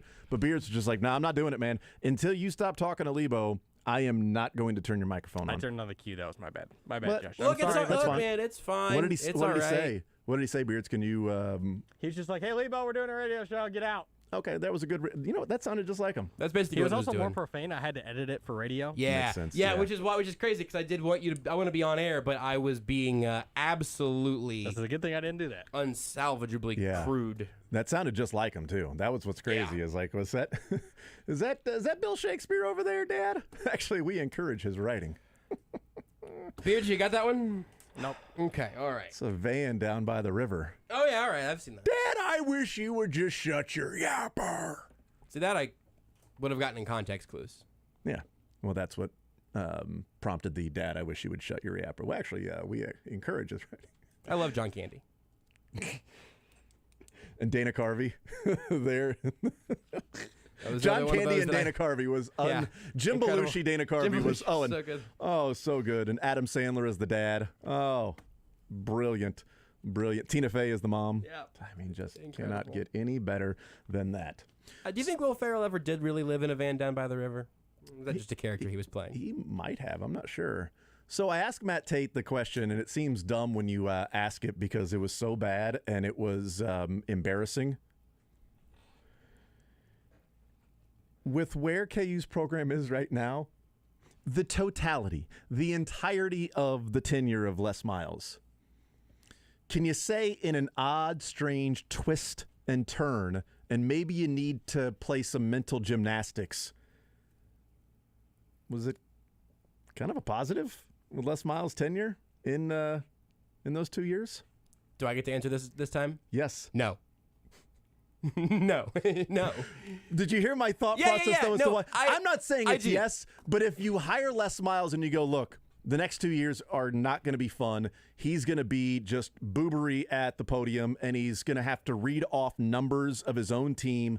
He has no clue what's going on. It's going to be embarrassing football. There's going to be an embarrassing exit. Jeff Long's going to go down with the ship. Lance Leipold's going to come in. Travis Goff is going to come in because of all of this entanglement that went along with it. So you get an AD that you have way more trust in, that you believe has the university's best interest and is a true son, if you want to call it that. And you got Lance Leipold, who's a legit coach and program builder. You've got more money that they are investing into football based on Jeff Long and Les Miles saying, yeah, this is what's going to have to happen. And you've got Jalen Daniels, who was recruited by Les Miles. In a very strange, odd, I think KU fans would have immediately signed up for that 2 years ago when Les Miles was hired. Yes, that I maybe think is true. maybe that's two But different- those are two different questions. two different right. questions, So yeah. Because here's the one thing: is if you feel like you need to give some credit to that regime for Jalen Daniels, I think that's totally reasonable. Stern made this point on Sound Off last night. I imagine he'll make it again today in the show. So here's a Too late. little We stole program it. teaser. We stole it. Hey, this is my idea now, Stern. Totally. I do think you could say, hey. First of all, Stern was using it in the credit of in the form of credit to Lance Leipold that he is doing it with a quarterback that was not one of his handpicked guys, and you have Mizzou and K-State still playing that quarterbacking game right now, deeper into those regimes. So anyway, that I thought was interesting and a good place if you wanted to say, hey, if anybody before Lance Leipold and Travis Goff gets any credit for anything, give the credit to Les Miles or whichever scout got them to Jalen Daniels. And I'd say, hey, you know what? That's totally fair. The point on that I would say you have to prove something to me is you have to prove that this specific level of embarrassment did provide some sort of rejuvenation, because they were really, really, really in bad shape at the end of the David Beatty experience, and it was just digging even deeper with Jeff Long and Les Miles, excuse me. I did not mean to make them one person. That would be horrible. Don't ever call him Les Leipold. That would be do that. Lance Miles. Don't do that to either of them. I don't think that there needs to be credit given for things just hitting the absolute rock bottom 2 years after we thought they hit rock bottom. I just think that for me, that just pivots into even more credit for Travis Goff, for Lance Leipold. I almost did it again. Good job. And to what they were able to build on a foundation of stone, 10,000 feet below sea level, because that's where this program had been dug down to. So I just think that it is a miracle that this program is where it is right now. I'm willing to give the credit for Jalen Daniels, I suppose. I don't know how you can make the argument that it came somehow, that they dug all the way through the core of the earth and popped out the other side. I just think that's the work of the people who have been doing the work since Les Miles and company. I don't really feel any obligation to give him any credit. Well, yeah, so it's not really even, but it's not credit. Like I said, it's a strange way of saying, like, it actually turned out to be a pretty positive overall circumstance in the end, because people didn't believe in Jeff Long. And that whole Les Miles thing was sort of the ushering him out. Because, okay, here we go. You handled this so badly. You're now going down with the ship of Les Miles. He's out. And you got Goff, who then got Lance Leipold and Jalen Dan. Again, it's a little mental gymnastics. Yeah, lots of bad hires are compounded by more bad hires, though. I don't think that there was any guarantee that, it was so bad that it got so dark that we finally saw the light. Mm-hmm. It was dark enough to see the light sooner for Kansas. They made the panic move to get Les Miles and to bring in Jeff Long and to try to do they built something somewhere else. Can they do it for us? Former champion, all of that. I just think they got it wrong back to back in a couple of really back to back, maybe back again. They got it really wrong a lot of times in a lot of different unique ways. Mm-hmm. I don't know that makes Turner Gill or David Beatty or Les Miles at any point creditable for any of the turnaround. I agree. It's just it's a fascinating path the program has taken. That's really where that's it's like something. Because if Les Miles in year 2 was like 4-8, he went from 3-9 to 4-8. And none of the like reporting down in Louisiana ever came out. Sure. KU would just be toiling around. There's 2 or 3 something to wins. that. Better to truly bottom out than be stuck in purgatory. Because Les Miles wasn't the guy. He was the guy to help him bottom out, though. But yes, he had miles to go. Miles and miles. And apparently they didn't have miles to go. They just needed somebody else. They needed a Lance, okay? They needed Lance and Jalen Daniels combined. And you know what? Maybe Les Miles recruited the best quarterback of the 3 schools. Maybe Sam Horn ends up being the best guy. Maybe Rubley or Avery Johnson. Turns out, when I throw you the ball in the corner, catch the ball. Is that how Avery Johnson's going to tell the different K-State receivers in a couple of years to catch? So Avery Johnson, Rubley, Sam Horn, they might be amazing. They might be unbelievable. We just haven't seen them. We certainly haven't seen Avery Johnson. He's still in high school. But I haven't seen, Sam Horn and Jake Rubley. We'll find out. But right now, we know what Jalen Daniels looks like. And Lance Leipold has taken what he does really well and has maximized that. We'll take a timeout. We'll wrap up this hour next. You're in the zone with Jason Anderson on Sports Radio 810 WHB.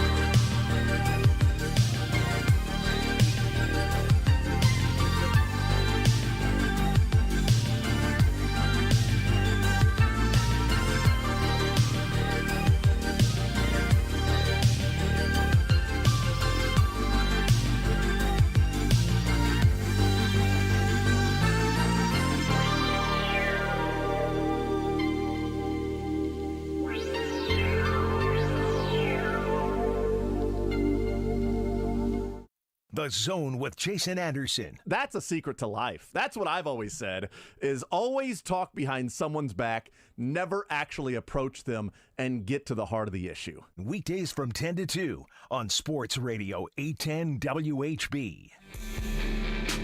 It's good advice, kids. That's good advice. That's how you make it. Beards, you okay? I'm fine. Beards is literally behind my back now, Why? just because he I'm is- facing you now. He is in literally this talking chair. behind your back. Yeah. Take that personally. You see Mike Evans got suspended for one game.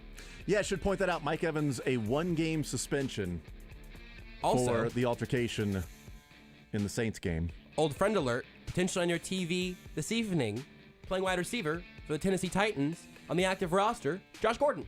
Got the call up for tonight. Wow, how about that? And Demarcus Robinson got a touchdown in the Ravens Sure game. did. Tyreek Hill scored a touchdown on Marcus Peters. Made me feel feelings. Byron Pringle was on the field last night, had a false start. Sure was. That was the only time I heard his name. You're right. So they're just all over the place. Former Chiefs are everywhere. Everywhere, man. This whole wide receiving core is just all over the place. We'll talk with Field Yates. Probably not about that next.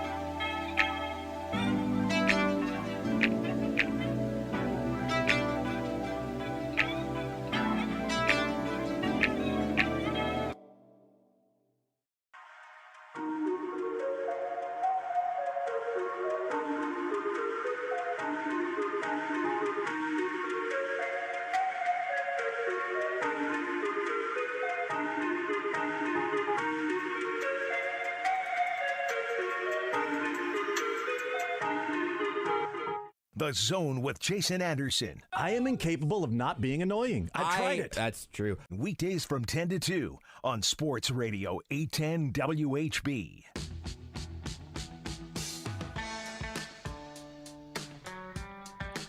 All right, we'll continue right here on Sports Radio 810 WHB. Jason Anderson with you. Time to talk some NFL with our NFL insider from ESPN. His name is Field Yates. He joins us here in the Zone. Field, what's up, man? How are you, sir? Jason, I'm doing well. Happy Monday. How are you, my friend? I am doing just fine. I was able to take a breath this morning and really last night during the Bears and Packers game, but it's back-to-back Sundays where it's just been incredible drama and theater for the NFL, and even some games that's like, why would I care about the Browns and the Jets? Turns out to be a game where I'm glued to the TV watching every single play at the end to see what happens. It's an unbelievable reality that the NFL continues to, I would say, grow every single year, is that while the NFL has its follies and they do some things that I think generate some negative criticism that is justifiably understood, the NFL on Sundays is basically undefeated. It's impossible to beat the drama and the action and the storylines and the excitement. We saw it again yesterday. It sounds like hyperbole to say it was one of the best Sundays in a while, but it certainly felt that way going to bed last night. And I remember people talking last week about, I'm not really sure about what the ticket's going to be like on Sunday, if it's going to be all that great of a slate of games, and it turned out to be that. I love the stat that you put out this morning in that Tua Tagovailoa has led all quarterbacks this week in passing touchdowns with what he did in the fourth quarter. His fourth quarter led quarterbacks in passing touchdowns. What happened there? Is that, I mean, we always get into these things when comebacks happen of like, okay, was that the Dolphins winning it? Was it the Ravens losing it? But it kind of felt like all the Ravens had to do was not give up long touchdowns, and yet they did. But did something click with Miami? Did something snap and break a breakthrough with Tua and that offense in that fourth quarter against the Ravens? I hate to fence it, but we'll see. And the reason why I'm doing that is because I think one of the things that we do, it's very human for us to do this, but we should also try our best to resist doing so, is overreacting, right? Because week one, when you watch Tua, the offense, they're okay. Kind of came late in the first half. It was a 4th and 7 play when it almost felt like the Patriots weren't expecting there to be a offensive play on the field, right? You're sort of like, yeah, wait, they're going for it? Wait, huh? By the way, our starting safety got hurt the play before, and the backup safety, or the guy who moved to that safety spot, maybe had a busted coverage. So the Dolphins' offense in week one looked okay, right? Yesterday, though, I mean, it was unbelievable, right? 468 passing yards for Tua and those 6 passing touchdowns. The NFL record for a single game is 6 of them. So I'm going to fence it and say we'll see. It'll be a great test. They play the Bills this upcoming weekend. The game is in Miami, so maybe the Heat will play a factor. But I got to be honest with you, super impressed by yesterday. And for now, I'll leave it there, right? I don't think we need to declare Tua the NFL's front runner for MVP, but there's still more to say. There's still more to do for Tua. That was the best game of his young career by far, but consistency will be what defines him going forward. Yeah, I mean, it'll be interesting to see, like, offensively what they look like if there's consistency to it, and health as well, because, Tyreek Hill to take the top off, which he did a couple of times, but also Jalen Waddle, just the ball in his hands is a scary proposition for defenses, and we saw that. And all the while, like, the story is what the Dolphins did in Tua, and yet, Lamar Jackson became the first quarterback to do something yet again in a game in which they end up losing, and he had the long 75-yard rushing touchdown. He had the 75-yard passing touchdown to Rashad Bateman. Like, the offense for the Ravens seems to be fine outside of an actual running back, but yet they can't hold on to a big lead defensively there. So that's going to be interesting moving forward for those teams. We saw a day of like crazy comebacks because of the Dolphins, and we saw the Jets there in Cleveland, and then yesterday late afternoon the Cardinals somehow finding a way to win against the Raiders. What do you make of what this Cardinals team is, and maybe what the Raiders team is? Because when the Raiders were up 23-0. Tweets coming in and just talking with different people about, okay, so are the Chiefs all that, really awesome because they dominated the Cardinals, or are the Cardinals just awful this year? And maybe the Raiders are pretty good. And again, overreaction type things, and Kyler Murray starts just running around and going crazy, and they complete this comeback, which was improbable. But I don't know what to make of either of those teams, if it's just like the Raiders are a team that's going to struggle to cap games off, or if the Cardinals just need to let Kyler Murray just be Kyler Murray and run around and do different things. Totally fair. It's a week-to-week league for that reason, right? I mean, the Cardinals felt like they won in spite of several factors within their own control yesterday, right? It felt like at the end of the game, Kyler Murray had put the entire team on his back and found a way to win there. And the Raiders, like, you're kicking yourself right now. You had a chance to win in week 1 against the Chargers.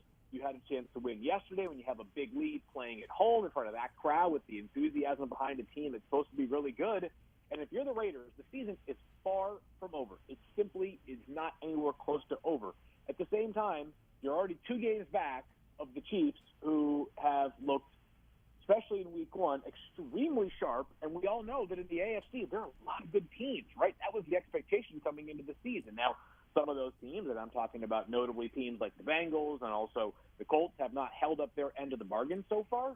But there are a lot of good teams in the AFC. The margin for error is really thin. It's disheartening, but it's still a week-to-week league, right? The Raiders, they could bounce back. I guess what I would say is most surprising about what we saw yesterday from the Raiders is that when you have a 23-point lead, you're supposed to be good enough offensively to step on the throat of your opponent. And Davante Adams had 12 receiving yards yesterday, right? We all had the conversation after week 1 about how Davante had more receiving yards by himself as receiver on the field in week 1. Well, are we talking about that this morning, right? Like, what if the games had been reversed? Like, imagine how much of a storyline that would or would not have been last week. So the Raiders got to figure out how to win some games. And I know it sounds like the dumbest cliche of all time whenever I hear somebody else say it, but you know, it's an old one that I think has persisted for a reason. Is in order, like, before you can win games, you got to learn how to not lose them. And it felt like yesterday the Raiders just kept finding ways to let Arizona back in and lose that game. Yeah, it's the Chiefs end up winning, so you know Travis Kelce's numbers, you know, not that big of a deal. Had they lost, then I wouldn't be as excited about his numbers being what they were, because of all the weeks to go up against somebody who has Kelce and Davante Adams. This was a nice week for my team to be lucky enough, and that's really what it comes down to.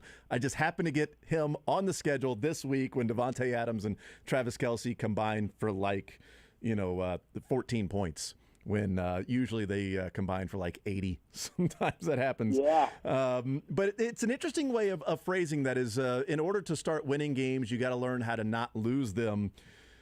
Those two things and those two ideologies it felt like those came together on Thursday night a little bit in Kansas City, where the Chiefs have learned how to win games. They have a culture of knowing what to do and making plays, and different guys doing that in winning games. And the Chargers just aren't there yet with not making the playoffs the last couple of years. What did you see in that game on Thursday night with the Chiefs finding a way to win and somehow being down 10 points and then being up 10 points in the second half? You know, I really believe this.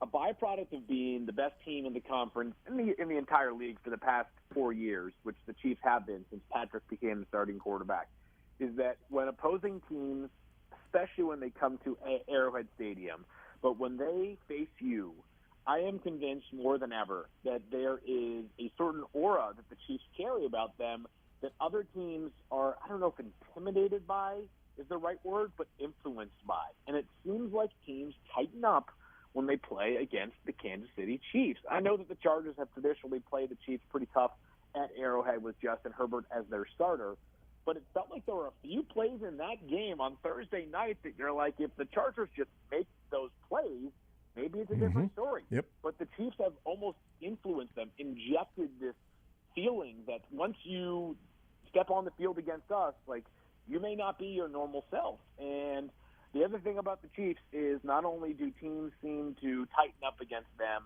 but when the Chiefs see blood, they just go for it, right? And when you give them a crevice, they come right back into the game, as was the case on Thursday night. And I know Justin Herbert did his very best to will the Chargers back into that one with seemingly an entirely broken ribcage, but super impressed by the way that the Chiefs, when that door cracked, that shut right on the Chargers, and that Chargers team is pretty darn good now. That much is for sure. And the Chiefs, by the end of the game, showed they could outclass them. And it's it's how microscopic a win or a loss can be, and how microscopic maybe the division can be this year. That if it comes down to the Chiefs winning the division by one game over the Chargers, they'll look back at Thursday night and think, how did we let the division slip away based on letting that game slip away? But it's so microscopic in that if Asante Samuel, just catches the interception, or if it's ruled that call on the field stands as opposed to being overturned, if Asante Samuel catches the interception that when Mahomes threw it to Jody Fortson, or maybe that was J.C. Jackson, whoever it was, or if Jalen Watson doesn't catch the interception, like two dropped interceptions and one that was caught, end up being the difference in the game. Like all of the plays that were run in that game, certainly they matter and things like that, but we look back and say, wow, how significant a few plays were. The third down and long throw to Justin Watson for a touchdown, Jalen Watson with the pick six, Samuel with a couple of dropped interceptions that could have ultimately iced the game for the Chargers. No question about it. No question about it. They had chances to close. The Chargers did. They didn't do it. And once you do that against the Chiefs, you might as well just kiss away your win probability. And that's what happened on Thursday night. So really the story, I suppose, could go a few different ways, right? I mean, some people at the end of that game were sitting there justifiably talking about the guts of Justin Herbert because he really did grind it out.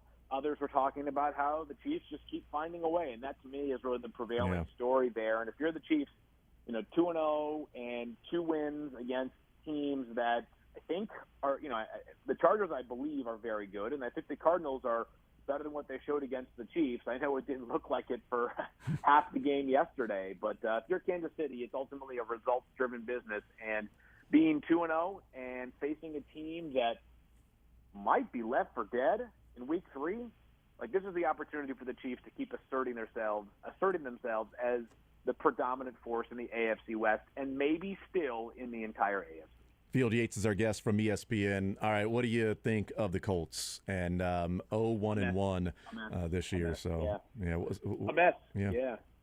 And beyond that, Jason, is that I understand that this is that there are certain markets and teams and franchises that just move the needle more, right? Like if the Cowboys were 0-2 as opposed to 1-1, they'd probably be the lead storyline this morning, right? Or if the Packers lost last night, they'd probably be the lead storyline last night.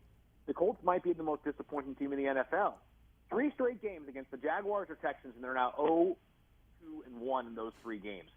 Didn't they trade for Matt Ryan because Carson Wentz wasn't good enough, and they were supposed to move on, and they were supposed to upgrade, and they were supposed to be a better team? Like, what's the excuse now? Sign Stephon Gilmore. They've got Forrest Buckner. I know there's no Shaq Leonard, but is Shaq Leonard the difference between a team losing 24-0 to the Jaguars and not? I mean, 24-0. By the way, I'd have to check this during the same span. But the Jaguars, who've been the worst franchise in the sport for basically the past decade, are 13-1-1 in their last 15 games against the Colts. That's unfathomable. Wow. Unfathomable. I wonder what their combined record is against the rest of the league. It's probably like a 300 winning percentage. Against the Colts, they're 13-1-1 in the last 15 games. That is.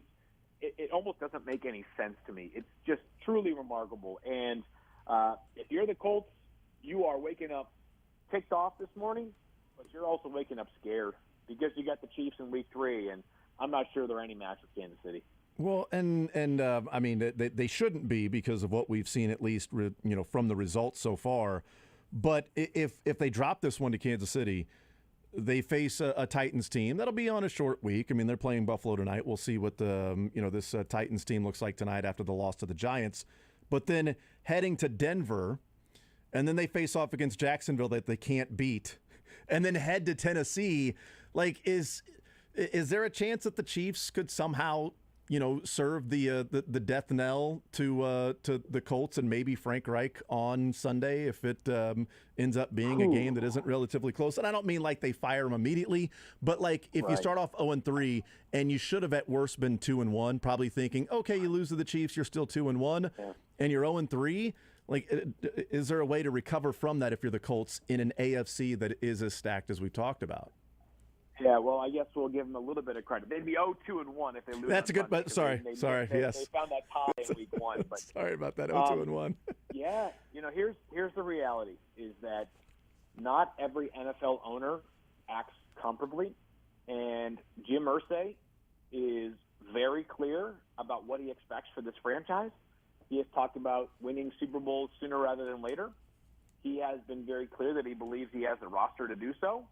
And if this team is 0-2-1, they might be okay because they still play, I believe, in a pretty crappy division, True. right? I mean, no AFC South team won. Like, I think if my math is correct, there's a chance they could still be, like, if they, as crazy as this sounds, they could be in first place after week 3 if they beat the Chiefs, which I'm not counting on. But still, they could be 0-2-1, and the rest of the division, the best team could be 1-2 after next weekend. So they might still be in the race, but they got some, the owner is certainly, this is not the Steelers or the Giants prior to like the past 5 years where they kind of just waited things out and let things run their course. We'll see, but it has my attention. There's no doubt. I truly believe if they were a different franchise, we'd be talking about them a lot more than we are right now. All right. Do you have a score in mind maybe for the Chiefs and Colts? It's still 6 days away, but an idea of what it might be this weekend? I'll go 31-20 Chiefs. I just don't think the Colts can hang with them. I really don't. All right, 31-22 Chiefs on Sunday. Field, you're the man as always. Really appreciate the time, sir. Enjoy the football. We will talk next week.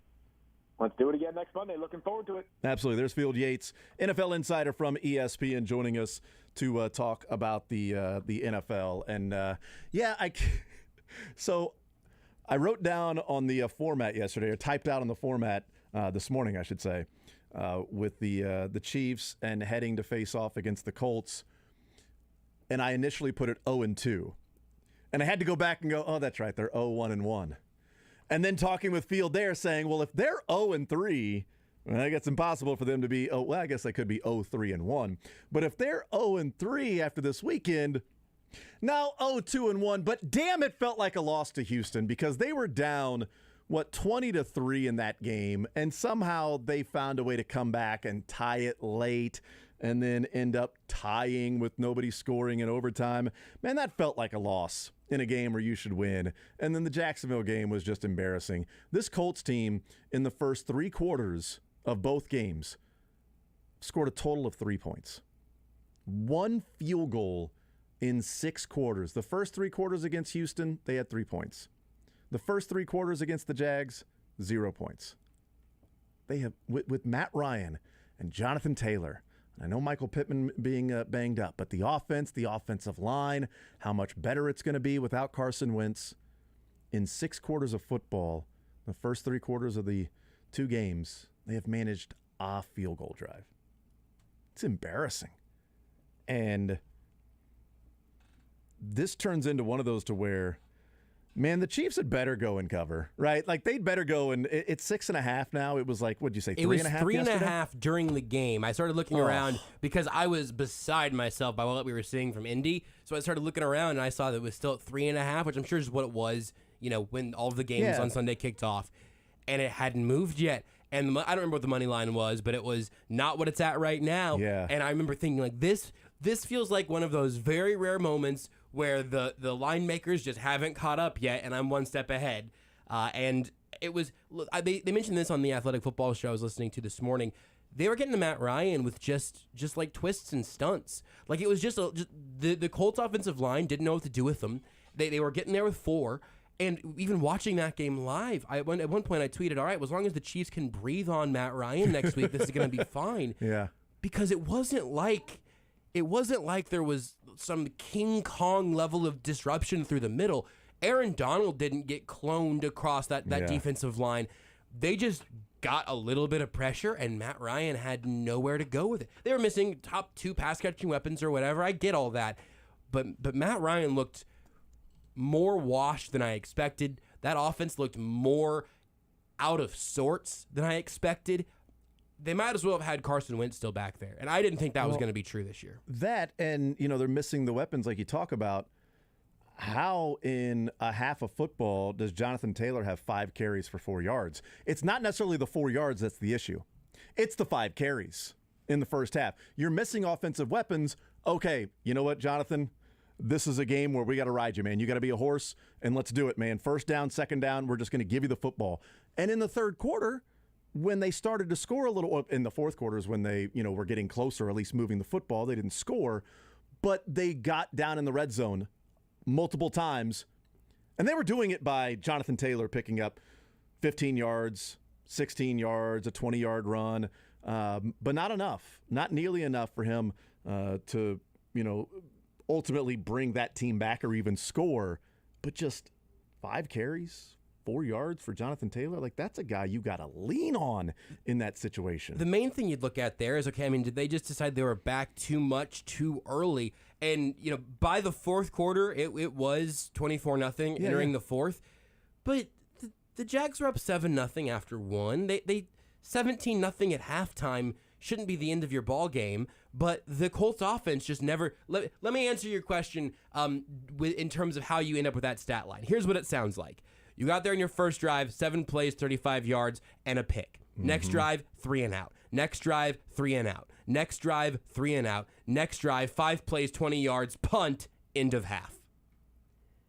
If that offense competes with the Chiefs on Sunday, something has gone horribly wrong. Well, and just going through like the game log and not having watched and seen like the specific situations and why you call this there, but just the plays here, first drive. Matt Ryan, Jonathan Taylor, Matt Ryan, Jonathan Taylor on 2nd and 10, no gain. Matt Ryan intercepted. The next possession. The second drive is an example of how you end up here. Jonathan Taylor. For 2 yards. So now you're behind the sticks. Yep. Matt Ryan.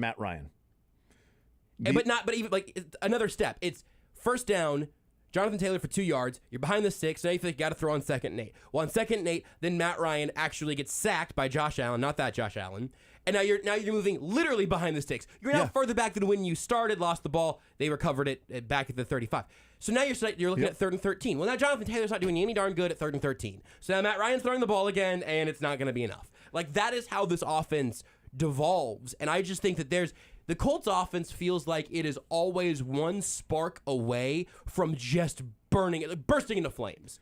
I do not know if this is sustainable. The next possession, Ashton Doolin got the first carry for 3 yards. Jonathan Taylor, no gain. Matt Ryan sack. Punt. Jonathan Taylor, penalty. Matt Ryan. Punt. Matt Ryan, punt. Just like, if they're going to try to hand it off on first down, and if you can hold them to less than a 3 or 4 yard gain, this is why going back talking to Cynthia last week and talking about different downs and distances. If you're stuck at nothing but 3rd and 8, 3rd and 13, 3rd and 6.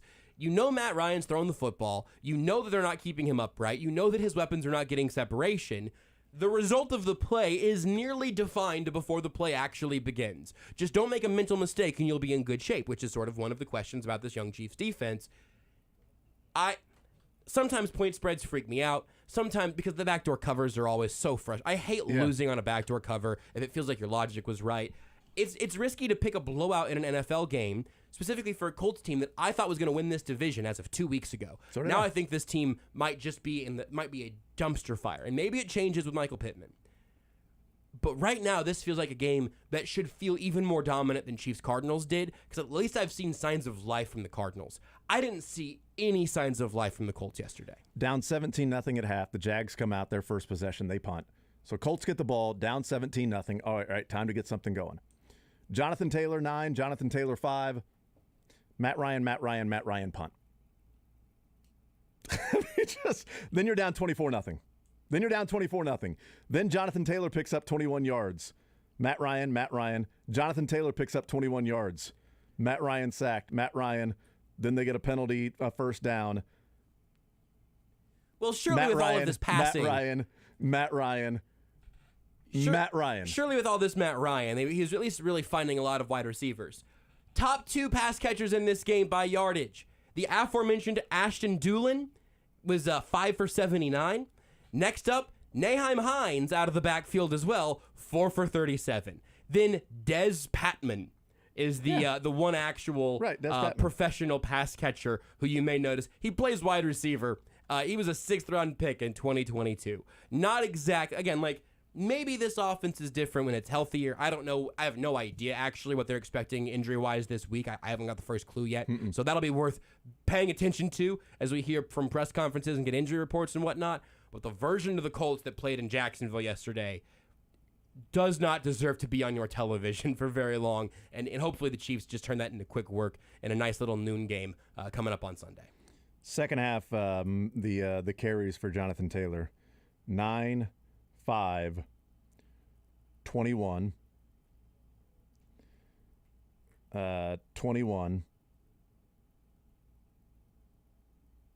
and I'm looking for the next one, the next 3.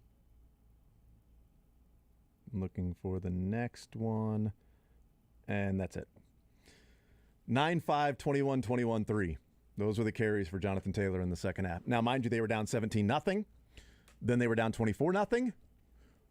But they had more than 3 possessions in the second half. So if you end up losing by, 3 possessions with the 2-point conversions, you need those. But the Cardinals showed that when you need 2 touchdowns and 2 2-point conversions, they were able to do that. Yes, the Colts needed them to add one more. But I just don't understand when you're missing weapons how you don't just say, Jonathan, you're the horse today. If it's first and second down, I'm not a big fan of you gain no yards on first down, therefore you run it on second down. I'm not a big fan of that. But clearly the let's rely on Matt Ryan is not working because that guy looked washed. And again, part of that's the offensive line, part of that's the pass catchers. I don't actually know if this is Matt Ryan's fault. I know that Matt Ryan was not bailing out any other part of that offense that was having an atrocious day. They looked totally incompetent. Peeking in from time to time, there was some Matt Ryan, like, I'm looking downfield, I see nobody open, and there's somebody near me, and I'm going Peyton Manning, which is just to curl up in the fetal position and fall. Because Matt Ryan's not moving.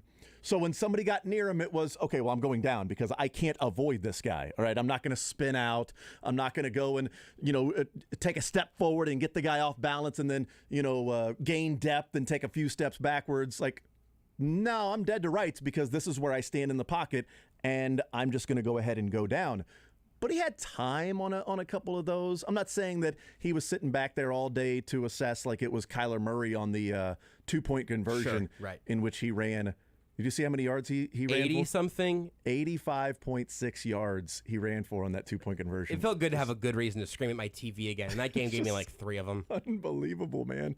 But he's a statue back there. He's not going to move. And when he starts to feel the pressure, if somebody's got a free rush or is breaking free, he's going down because he's not going to get, hit in the ribs or, try to, just be upright when he's getting hit and sacked and things like that. So the Chiefs, this is a game where they should go in and handle business. The way this offense works for the Colts is that the offensive line gives Matt Ryan time, his pass catchers create a little bit of separation, and you let Matt Ryan do field general stuff. Mm-hmm. 0 parts of that command chain worked yesterday. But also, it's reliant on the first part being Jonathan Taylor is the best running back in the NFL and plays like that and does some of those things even when maybe the offensive line hasn't created a hole. Well, you know what, Jonathan Taylor, that's what you're there for, is to go and do some of those things yourself, which he did in the second half against the Jags. But we'll see. We'll hear from Andy Reid on the other side of the break. More Zone next. Want to see more of The Zone? Watch the show live on the Sports Radio 810 WHB Facebook, Twitter, YouTube, and Twitch.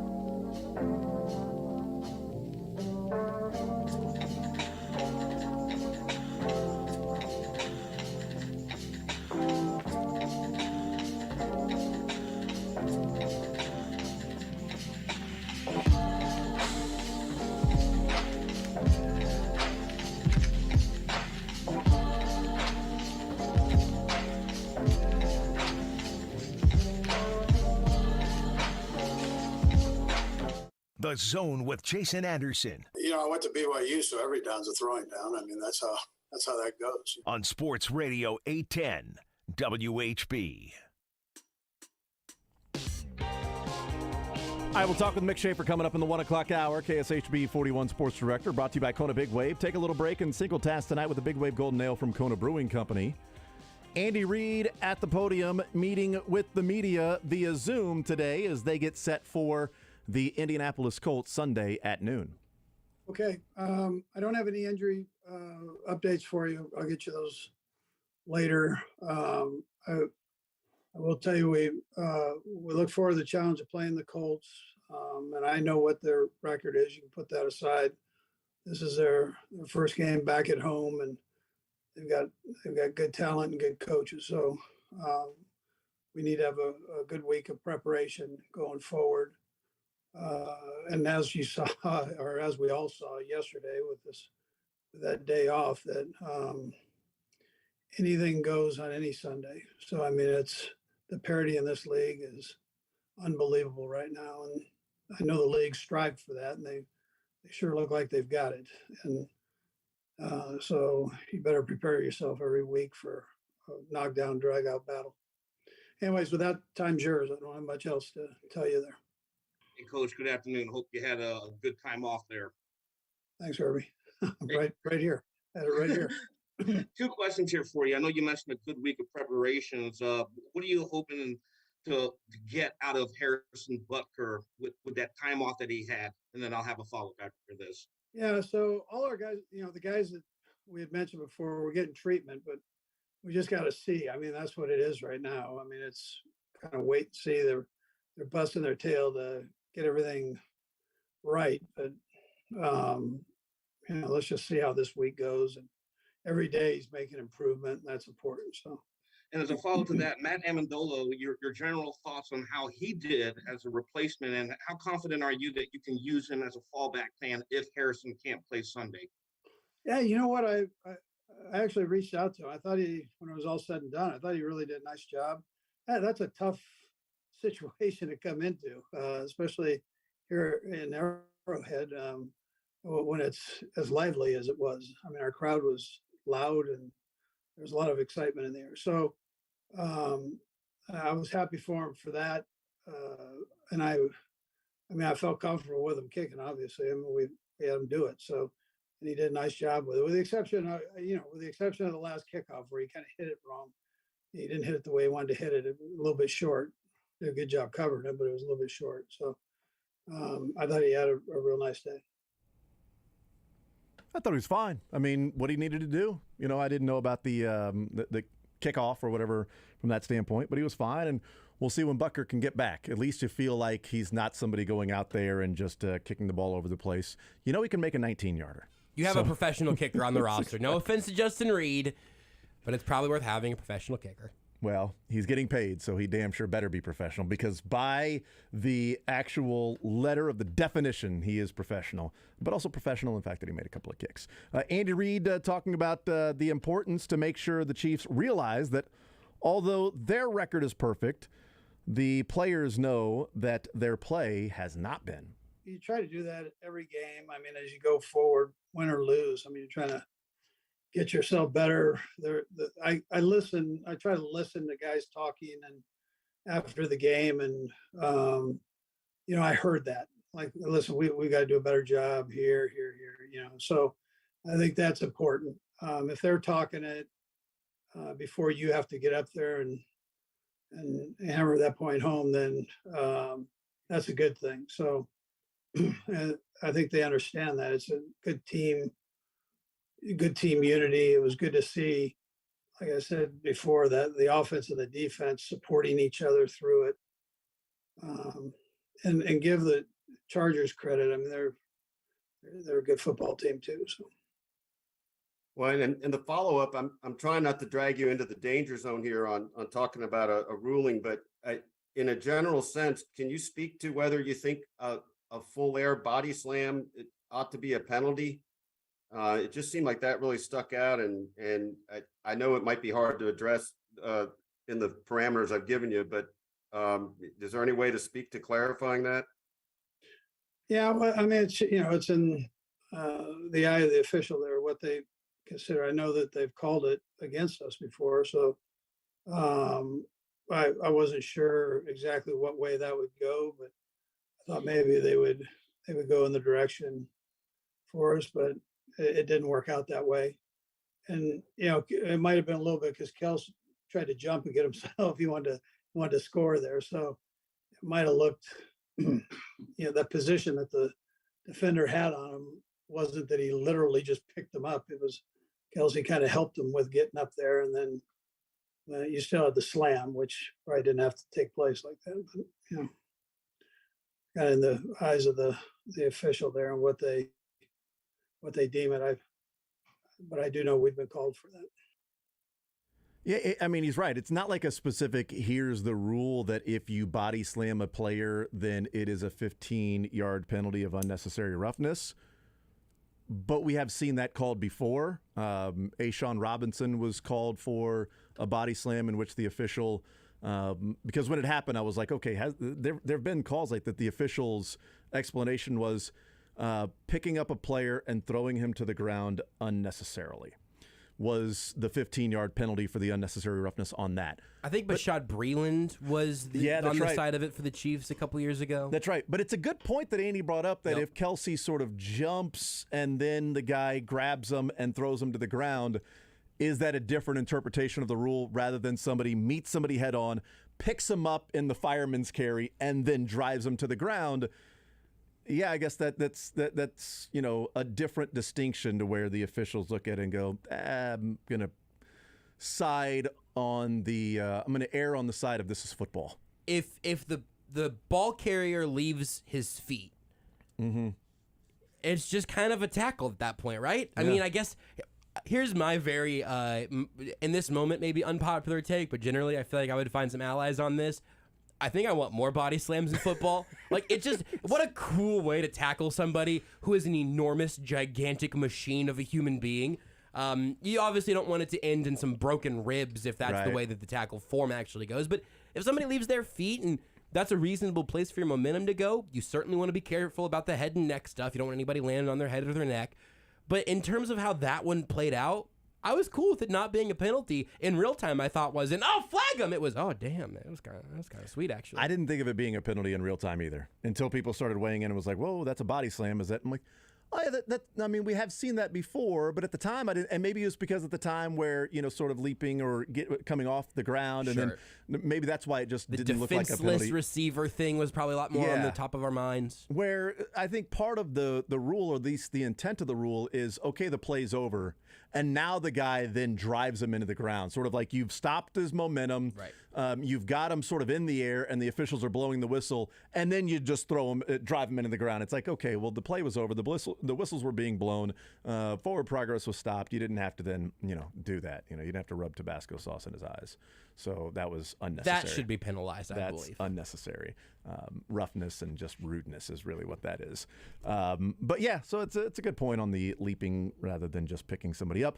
Andy Reid saying that the Chiefs need to be better on third and short moving forward. You try to see what went wrong, first of all, and whether it's a call, whether I sent in the wrong thing at the wrong time, or whether there was a mistake somewhere. We had a couple mistakes in there, and then one of them where we did have a mistake, the defense still had a pretty good leverage on it. Although we've had a lot of success with the one play. So, we've got to tighten that part up. We got to tighten up the mental errors on it. Every once in a while, the defense is going to have an overload somewhere that you didn't think they would. You got to sort that out and make better with it. But a couple of those we just didn't handle right, and we know that's normally not the case. So we can do better in that area. The one you did convert was just your fullback right up the middle. And I'm curious, if you look around the league, there's not a lot of teams that even carry a fullback anymore. And for you, that was never a question, right? You were always going to have Michael on your team. What is the value of having that position when roster spaces are so much a priority now? Yeah, well, you want him to be able to catch in there too, and not just be an extra lineman. So, and be able to run the balls. And it gives you some flexibility in the personnel groups that you can use. It gives you a lead blocker, which becomes important in certain situations.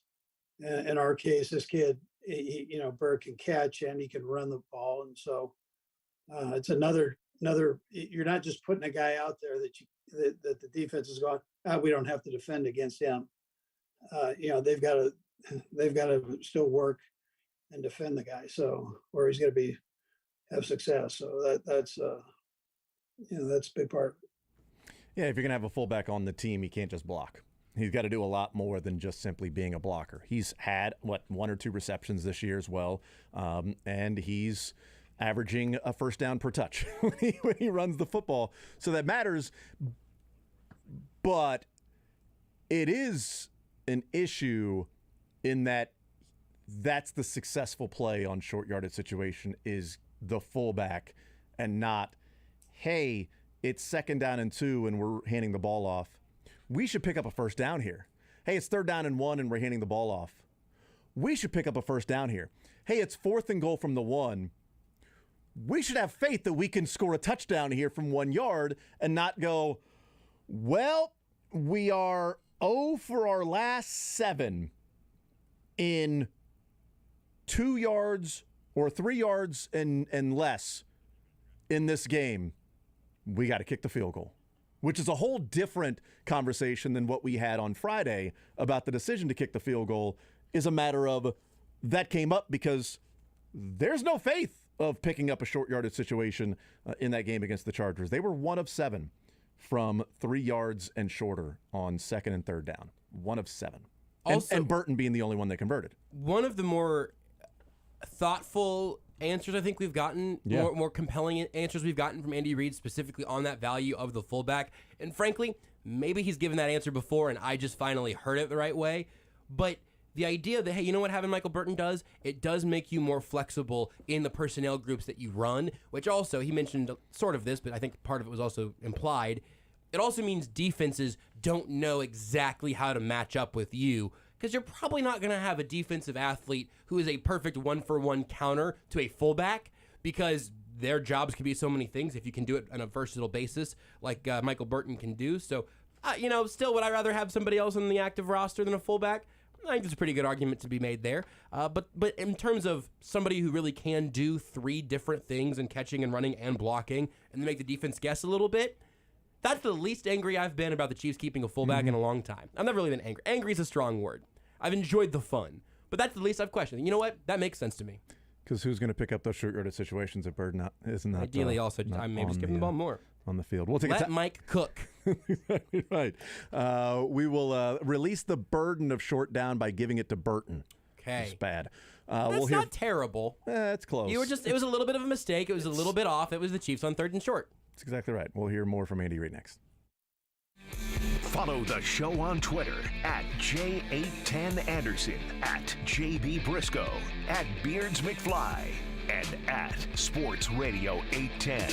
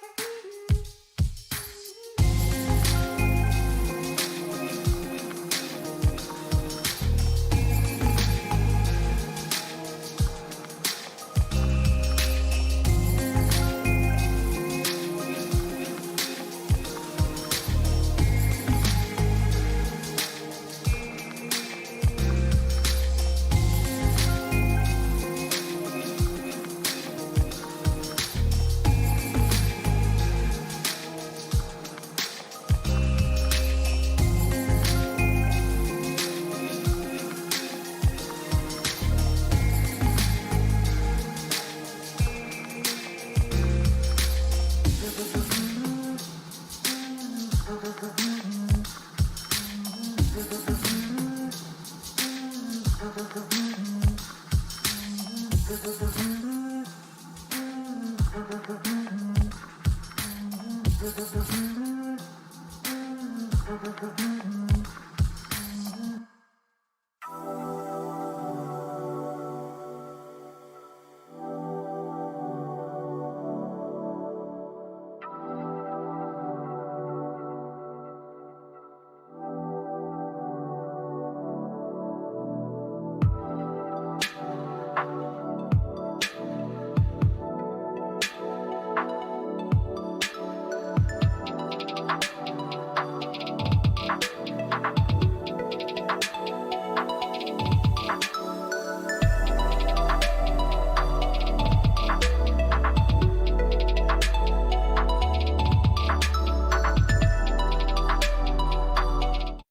Zone with Jason Anderson. Those 9 grandkids are awesome. They keep you young and at the same time make you feel old. It's kind of like sweet and sour pork. On Sports Radio 810. All right, we'll hear from Mick Shaffer coming up at the top of the 1 o'clock hour. Andy Reid continuing at the podium talking about the pride he has and the way the Chiefs got off to such a good start playing 2 games back-to-back so quickly. Yeah, listen, it's one of those things that that the league gives you. It's a little bit of a scramble drill, getting everything together, but we try to work with it before we get to that point and have somewhat of a plan of what direction we're going to go, unless that team that you're playing on Thursday night completely changed in the first game from what you've anticipated. So, but it's workable. It's nice to have the couple days off for our players to, get a little soreness out from the beginning of the season, training camp, all that. So I think that's a plus. The mini bye, I guess we're calling them now. So it's good to have a mini bye and get ourselves back on the road. We don't have another Thursday game, so it's behind us now, and you move forward with what we've got. We'll ask Adam Teicher. Go ahead, Adam. Hey, Andy, you mentioned Mike Frazier and some of the information he gives you. Just can you, in general terms, maybe just explain how you use the information Mike provides? And Brad, I'll have a second question as well. Yeah, sure. So he can give you just about anything statistically that you need and percentage of success in certain areas on whatever situation that you're talking about. And, it can be as simple as things that a team does on 1st and 10. So, and then their success rate, run pass, what personnel groups are best, he gives us quite a little book there of stuff that we can look at. Okay, and is he helpful at all during a game? I mean, do you have him on the headset? For instance, maybe do you consult with him before you decide to kick the field goal there to start the fourth quarter the other night? Absolutely. Yeah, no, he's on the headset. And I mentioned that after the game that, statistically, you that might be a time that you go ahead and kick it. And then you have to evaluate that. That's where I come in. I've got 51% of that vote, and I've got to make a decision there on how I feel things are going at that time and the what ifs and all of that. So, but I would tell you statistically, you probably, that's a time when you normally go for it and you don't end up kicking it. So that's an interesting answer there with Mike Frazier, who is their statistical analysis coordinator, that he is on the headset and part of those decisions. And here's the information, Andy. The numbers say you typically go for it here on 4th and 1. And then Andy Reid says, okay, that's part of the decision-making process. I also have to factor in we're 0 for our last 6 in short yardage situations. I have to factor in we've scored a total of 14 points today in 7 drives. And I have to factor in if we don't get this first down or don't get the touchdown and the Chargers go and score a touchdown, Mahomes gets the ball back and he can't even tie the game with that. Whereas no matter what, Mahomes can tie the game the next one. It's interesting, Josh. I had lots 3 of seconds. interesting thoughts about it. Yeah, none 3 of them were seconds. actually about 4th and short, which you're still an idiot about.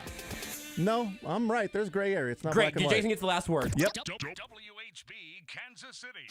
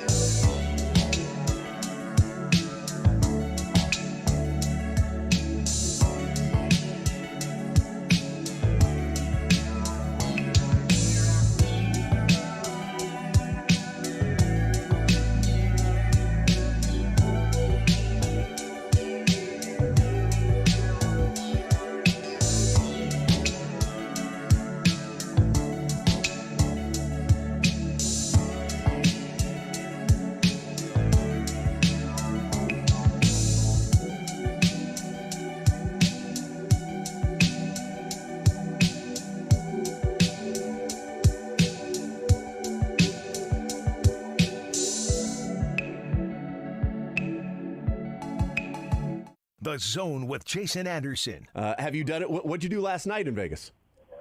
I was in Kansas City last night. Cool. Weekdays from 10 to 2 on Sports Radio 810 WHB.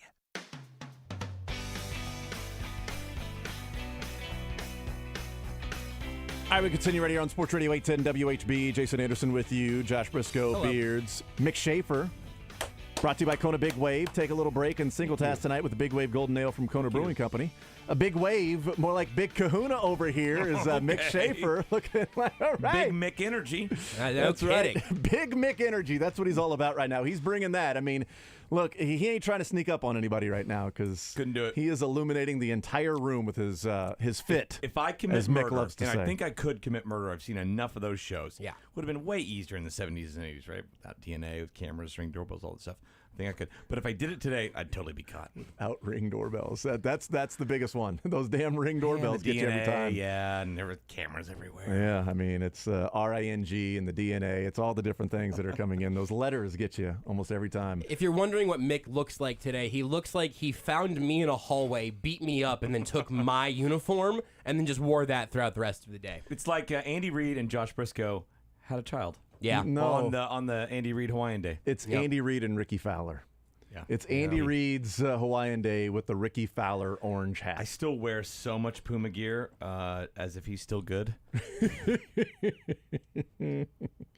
Yeah, I remember. say this as my handicap. He's obviously great. Yeah. But compared to the Ricky of old, he is. I know. He's taking a fall. That's right. Andy Reid, we heard different clips from him in the previous segment.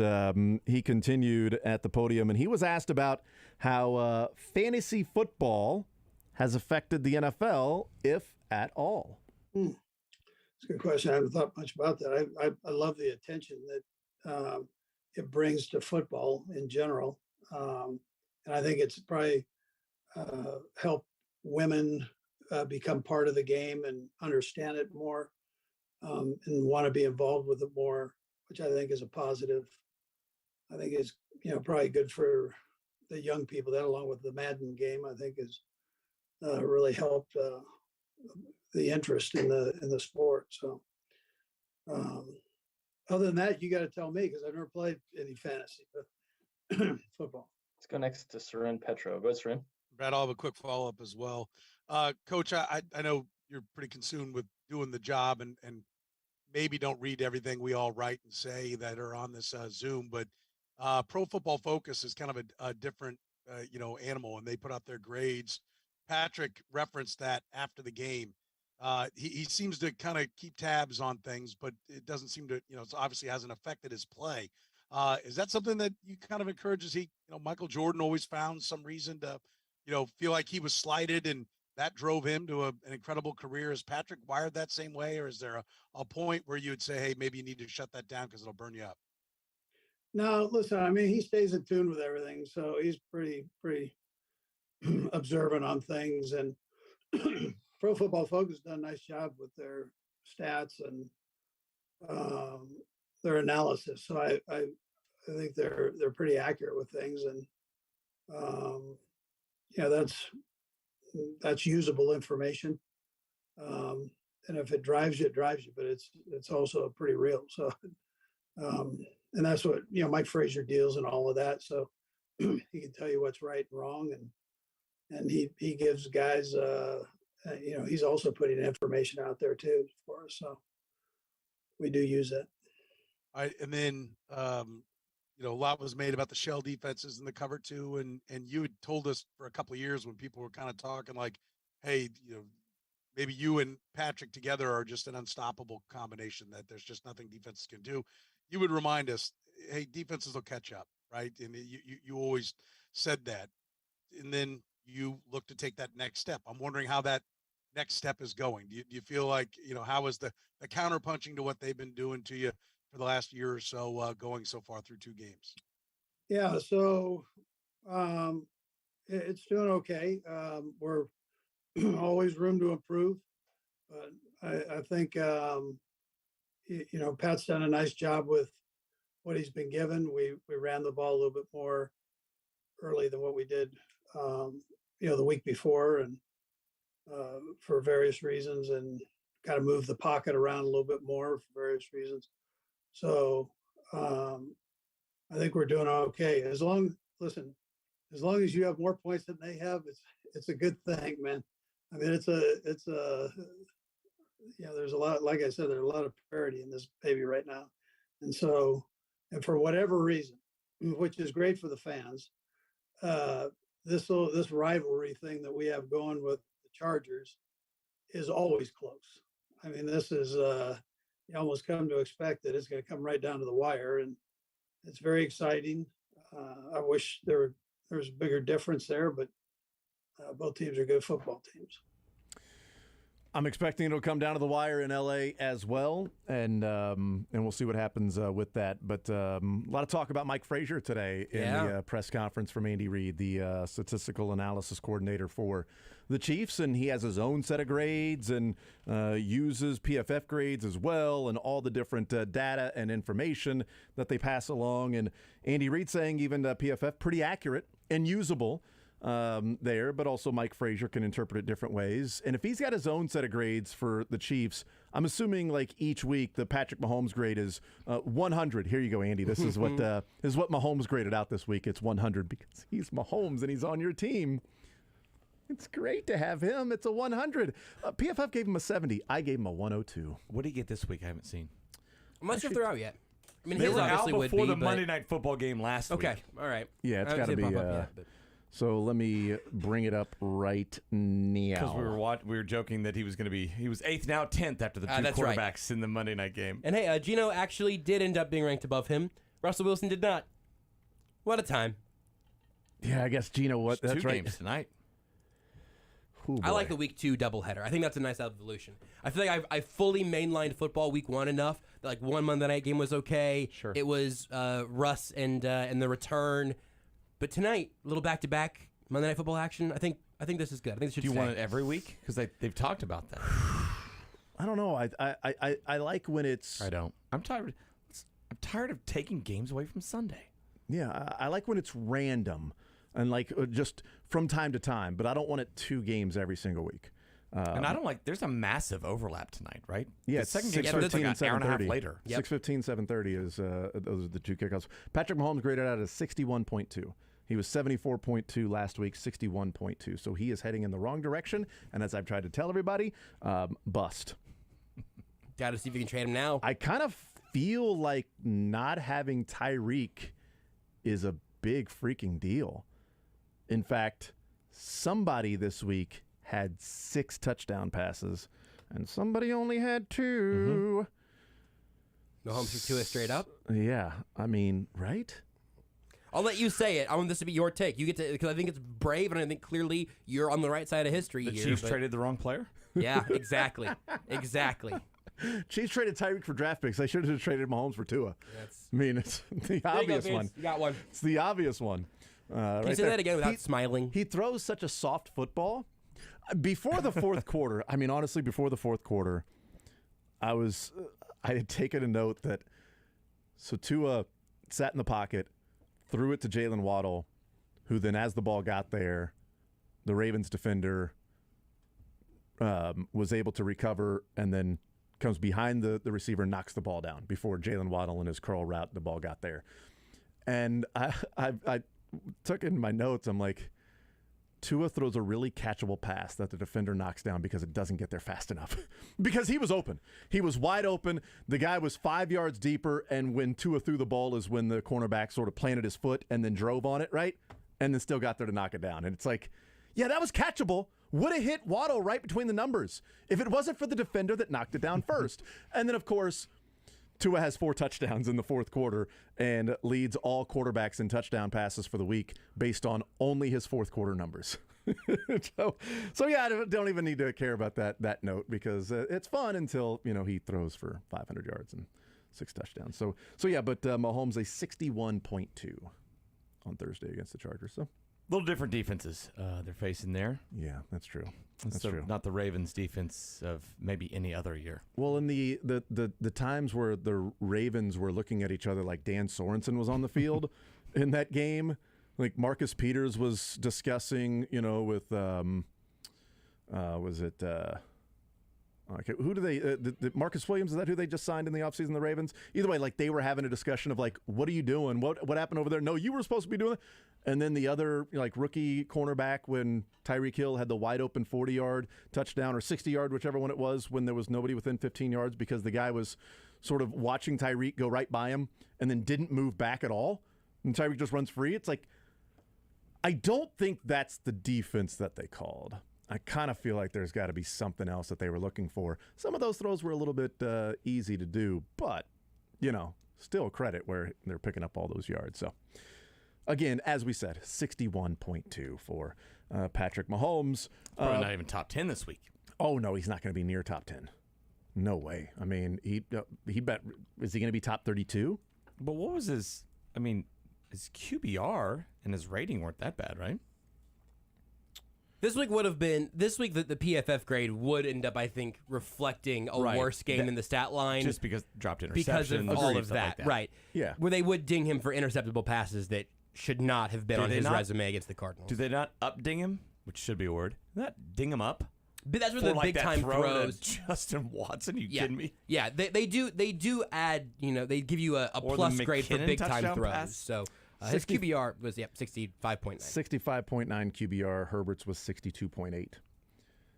So, and that's even with an interception with Herbert's. And by the way, I think the type of interception should be graded, and maybe it is graded differently, because if you throw an interception on 1st and goal from the 3 that results in a pick 6, that should be a massive downgrade. Massive downgrade. So this is actually fun, because this is an interesting exercise in quarterback grading. What if who was the receiver that didn't come back for the ball there? Gerald Everett. If Gerald Everett comes back for that pass and catches it at the angle where Herbert was expecting him to be and then falls into the end zone, is that now a plus throw for Justin Herbert? Oh, I think it's way more on the receiver. So is that a massive ding because of the positioning on the field, or is that no ding on Herbert because it was actually Gerald Everett's fault?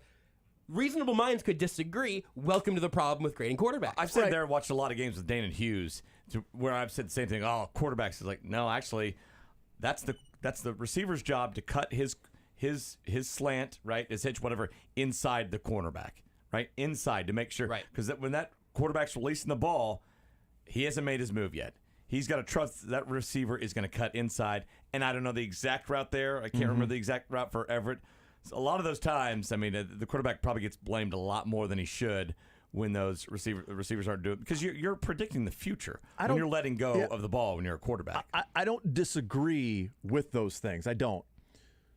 I push back on it being 1st and goal from the 3 and Willie Gay in his face and him throwing sidearm to a guy, whether it's Gerald Everett should have run the certain route and he thought somebody was going to be there at some point. Like, he threw the ball. Like, if Gerald Everett was supposed to run a route in which he continued to run and keep going, then why did Herbert throw it right there? Well, because he was asking out before the play. I mean, Everett was gassed. Like, I don't think it was. Right, I don't think it was Gerald Everett was 6 yards away from where he was supposed to be. So he expected him to cut back with one more step there. Right. So was he supposed to continue out to the sideline, which is what Orlovsky and Ryan Clark said, or was he supposed to stop and then cut back inside, which is what some other people said? Yeah, I think it's more inside. I don't know because I don't know that he was supposed to just go there, jog, and then turn around and sort of stop at that point. Right. So he was supposed to do. They never expected it, though. That's a good point.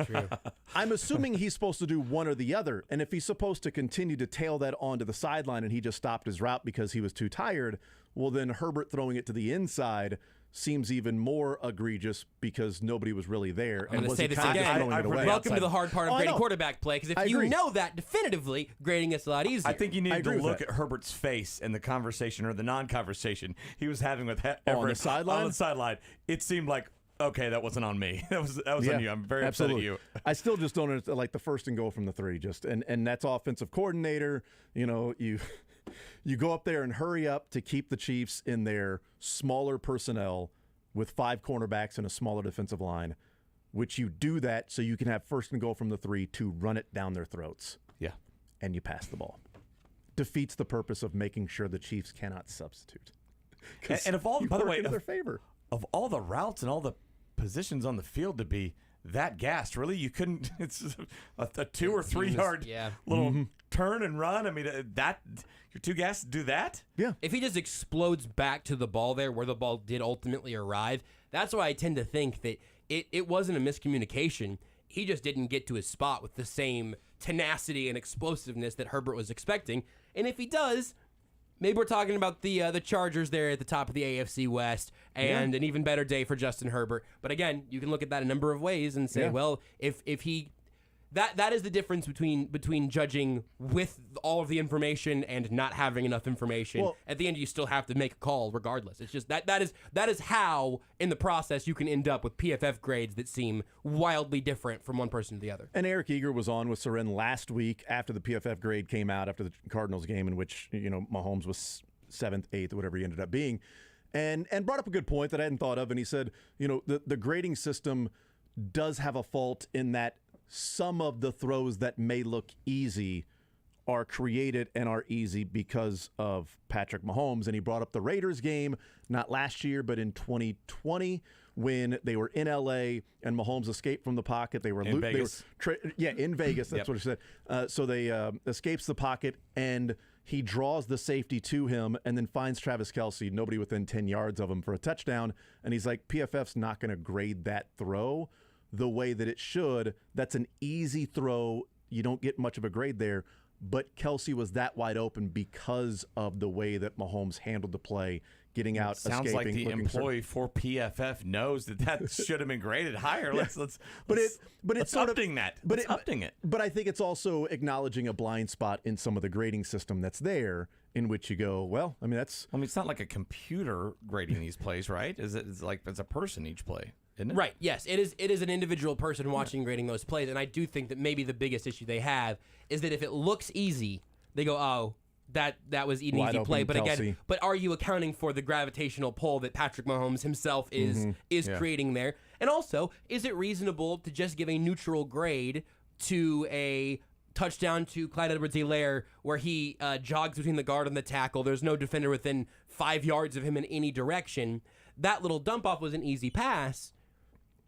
So you just give that a neutral and move on, or is that a quarterback taking the smart play because he found the easy thing there? And again, that also one criticism I would levy towards PFF is that whenever that is all a secret formula behind the scenes that we don't get to see the process of, as opposed to like the work Seth Kaiser does, where he'll show you his work. We ask those questions without ever being able to get real answers, which makes it a little easier to question some of those exact things. So we know QBR and quarterback rating will judge the By the way, what does QBR stand for? Quarterback rating. That's what I thought it was. That's what I was just thinking the exact same thing. It's so confusing. Yeah, There's QBR, which stands for quarterback rating. There's also quarterback rating. There's also a quarterback rating. We don't QBR. We don't abbreviate it though. Yeah, it's quarterback rating, QBR. They will grade that differently, the Clyde Edwards-Helaire shovel pass and the Travis Kelce shovel pass. But does Pro Football Focus grade that the same? Because it's the same exact throw. It's just the way the defense reacted to the Clyde Edwards-Helaire shovel pass and the Travis Kelce shovel pass. There is one read. It's take the snap, do a little fake thing, and then underhand it to the shovel man, Kelce or Clyde Edwards-Helaire. One was wide open. QBR and quarterback rating give him a 1-for-1 3-yard touchdown pass, and the other one gives him a 1-for-1 0-yard gain and no touchdown. QBR and quarterback rating will grade Kelce's throw less, but does Pro Football Focus view them the exact same because it's sort of the same throw by Patrick Mahomes? It's just a result of the defense playing it a little bit differently? I don't know. We don't know. I've never blamed Patrick Mahomes for any of his interceptions. I blame Hardman every time. Even if it's to like Tyreek Hill, off Tyreek Hill's hand. Come on, McCall. Not even on the field. If he's not on the field. Like the throw to Jody. Dang it, 17. The throw to Jody Fortson that was almost intercepted. Like, what are you doing, McCall? I don't know. Like, what is the problem there? The throw right to Asante Samuel when Kelce sort of went behind the receivers or whatever, and Mahomes said, that's on me. Like, they got me. I've never done that before. And you're like, yeah, it's on you, but ultimately it's McCall, right? I don't care if he's on the sideline. Be better to be on the field. Yeah, should have pointed that out during film. In front of Asante Samuel. How about this? Hey, McCall, help out your quarterback from time to time. Say, hey, when they show this, they're going to go into this different coverage. You know, what Mike Evans would have done? He would have come off the sidelines to make a play. And he would have sat for a week. Exactly. Which is what he's doing. Yeah. He has been suspended for a game. Not 2 games, though. Just 1 game. I'm fine with that. I'd Stick like up him for to your players. But I'd like him to be suspended 2 games because the Chiefs get him in 2 weeks. He's appealing. He's appealing. If they drag that out a little bit, there's a chance. Oh, that's a good point. Yep. Appeal, so therefore he plays this week. What are you going to appeal it to? A half game if they meet in the middle? Yeah, I don't know. And let's suspend it a half of football like you targeted. He didn't start it. I would say Lattimore didn't start it either. It was probably Brady who started it. Let's go back to the beginning. hit him with a suspension. 2 games at least. Probably 2.5 games, maybe. Although I'll take yesterday's Tom Brady. Yeah, as an opponent. Yeah, I think that's this year's Tom Brady as an opponent. If this goes poorly, I'm eventually going to Spider-Man meme Matt Ryan and Tom Brady, and it's going to get me ruined on Twitter. But I'm going to do it anyway. I think you should do it. All right. So what we're going to do here before we get to Learn Funniest Best is we started it last week. Brought the sad fans on Reddit with beards, and we'll do this weekly. So this is just a collection of different fan bases, or is this one particular fan base from the weekend? It is the Chargers fans from Thursday Night Football. Okay, great. I didn't have time to get it. Takes a little more time to turn around, so I didn't have it on Friday. No problem. So it is here for today. Sad Chargers fans. Even better. I love it even more that it's just the Chargers fans. Sad fans from Reddit. The Chargers. Take it away, Beards.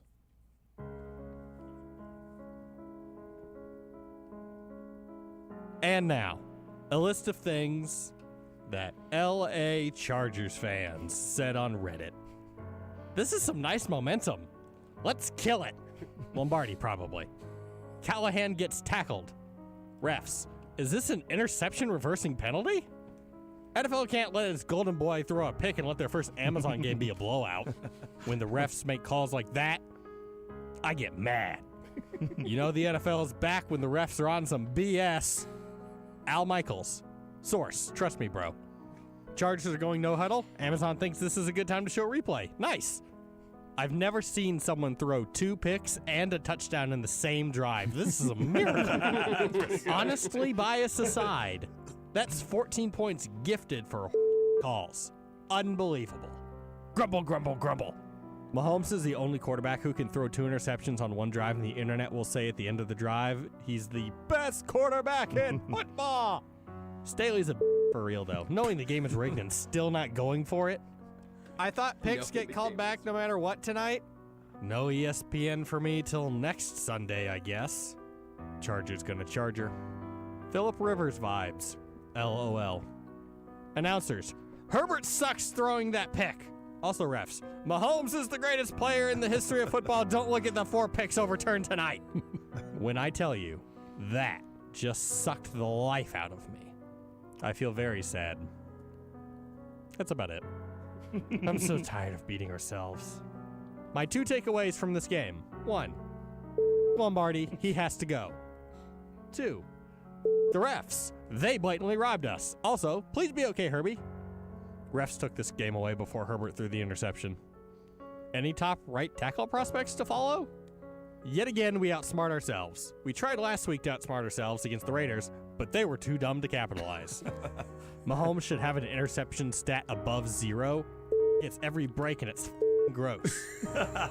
Comment. All these roster upgrades, and I just watched the exact same Chargers game I've seen for the past 20 years. Reply. We could sign every single one of last year's All-Pros and play against the 76 Bucks at their current ages, and we'd still lose by 3. And now, the runner-up.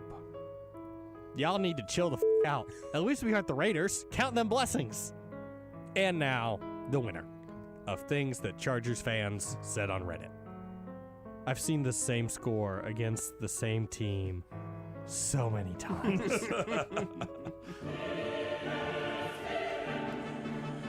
And now, they're forgetting some games. A special bonus edition, Sad Fans on Reddit. A bonus of things that Las Vegas Raiders Oh, fans we got a bonus. said Oh, we got a bonus. after blowing a 20-0 lead against the Cardinals. Oh, man, bonus one.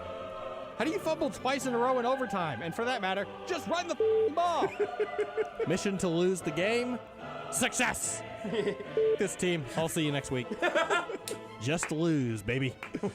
McDaniels is 11-19 as a head coach. I hate this place.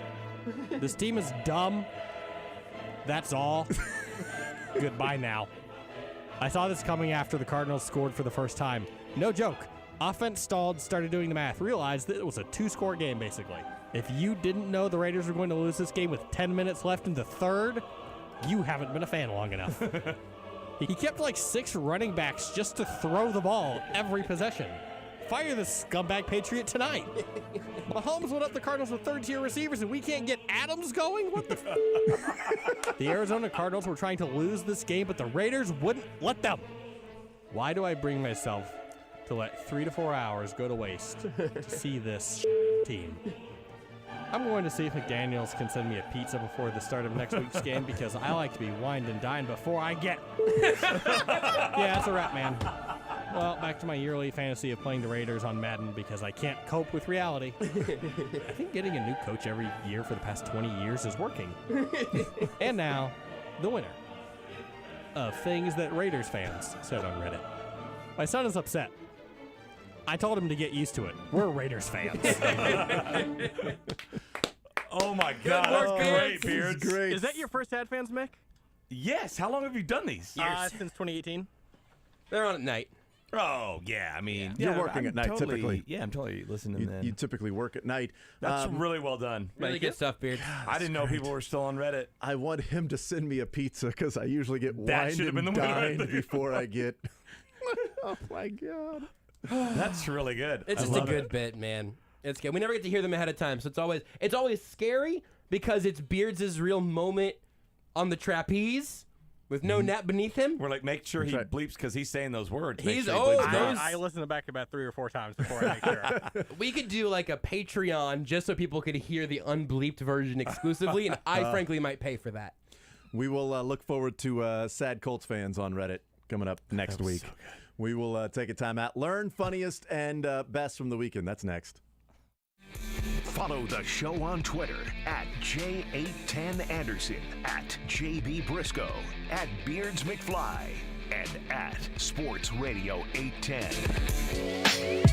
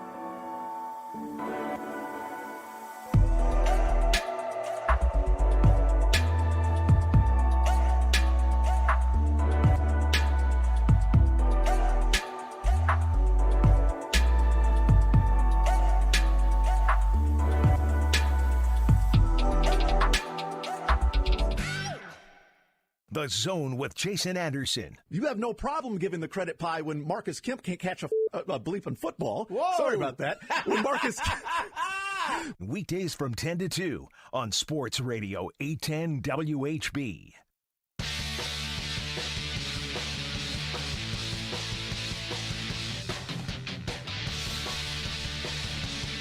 All right, time to get into a little Learn Funniest Best here on Sports Radio 810 WHB. Mick Shaffer hanging out with us. He is presented by Kona Big Wave. Take a little break and single task tonight with the Big Wave Golden Ale from Kona Brewing Company. So we go around the room, what we learned, what the funniest, what the best was from the weekend. And so Beards kind of talked about this earlier in the show with what was going to be part of his Learn Funniest Best. And I had mentioned it as well as far as my Learn Funniest Best. So I'm going to do two quick ones. One of the learns is that the Bengals had all offseason and all that money to fix the offensive line, and it's worse than what it was a year ago. And also, don't worry, the Chiefs will make it look fine. Yeah. Players just don't seem to learn from others that have had the boneheaded, embarrassing play of dropping the football before the end zone. Woo! Because Byron Murphy I was wish there was a camera foot on the away goal line from the Raiders getting the ball at the 20-yard line.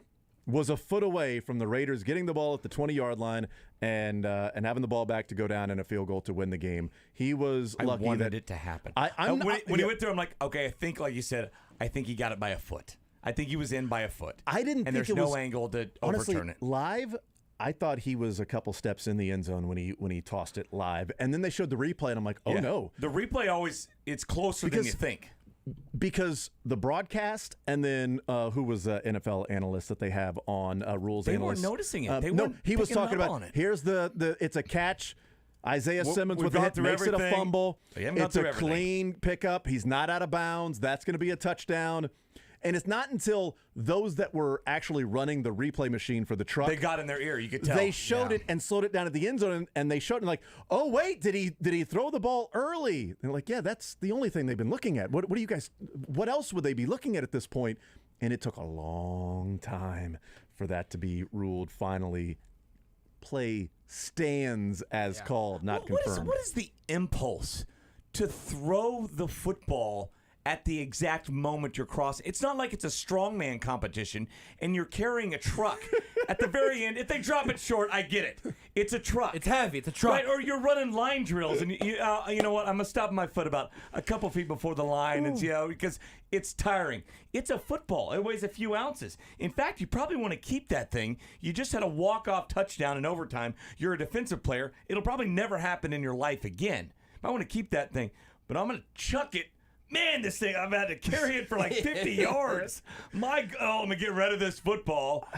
It doesn't make sense. I am pro showboating. I am pro touchdown dances. I am pro spiking the football into the dirt, into the stands, whatever. Marcus Peters, throw your socks into the stands. I love all of it.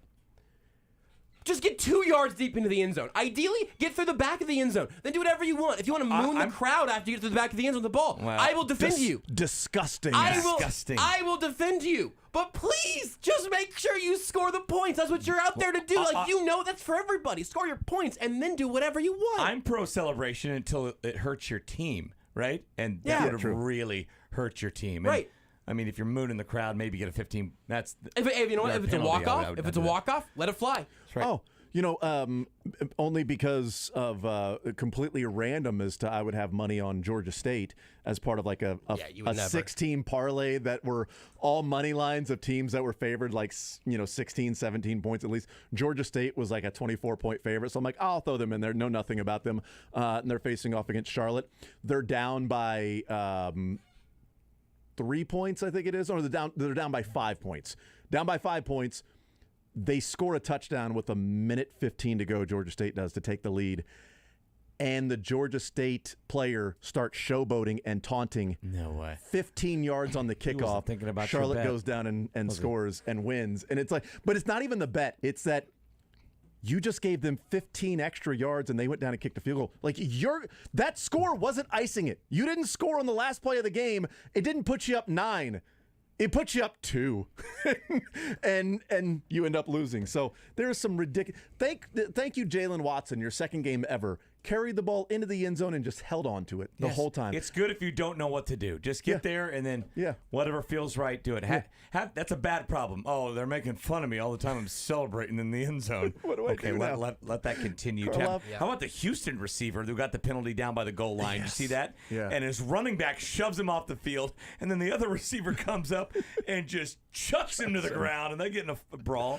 I'm like, can you call a penalty on 2 guys on your own team?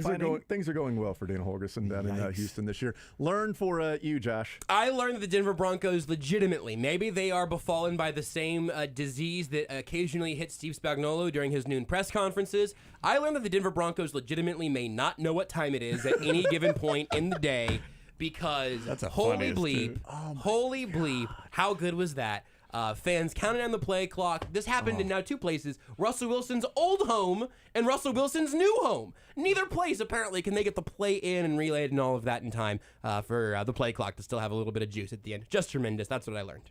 And what a turnaround for a home crowd that does the stupid incomplete cheer, which is, of all the things to cheer in a game, that's just weird. It happens like 15 times. But then they come around, they start counting down at 10 on the play clock the entire fourth quarter to help them out. It was so good. That was my funniest, so I'm going to switch it up. But yeah, that was you take a delay a game because you don't get your field goal unit out there in time, and then you got to punt because that's a game. That's a different thing. That's not what I said. That could still be your funniest, or maybe that could come up later for some people. I don't know. No, I'm just going to combine it. We'll do some other things. What did you learn, Mick? I learned it's basketball season. Kansas, Kentucky, North Carolina, Duke, Syracuse, UCLA, and Indiana all are 3-0.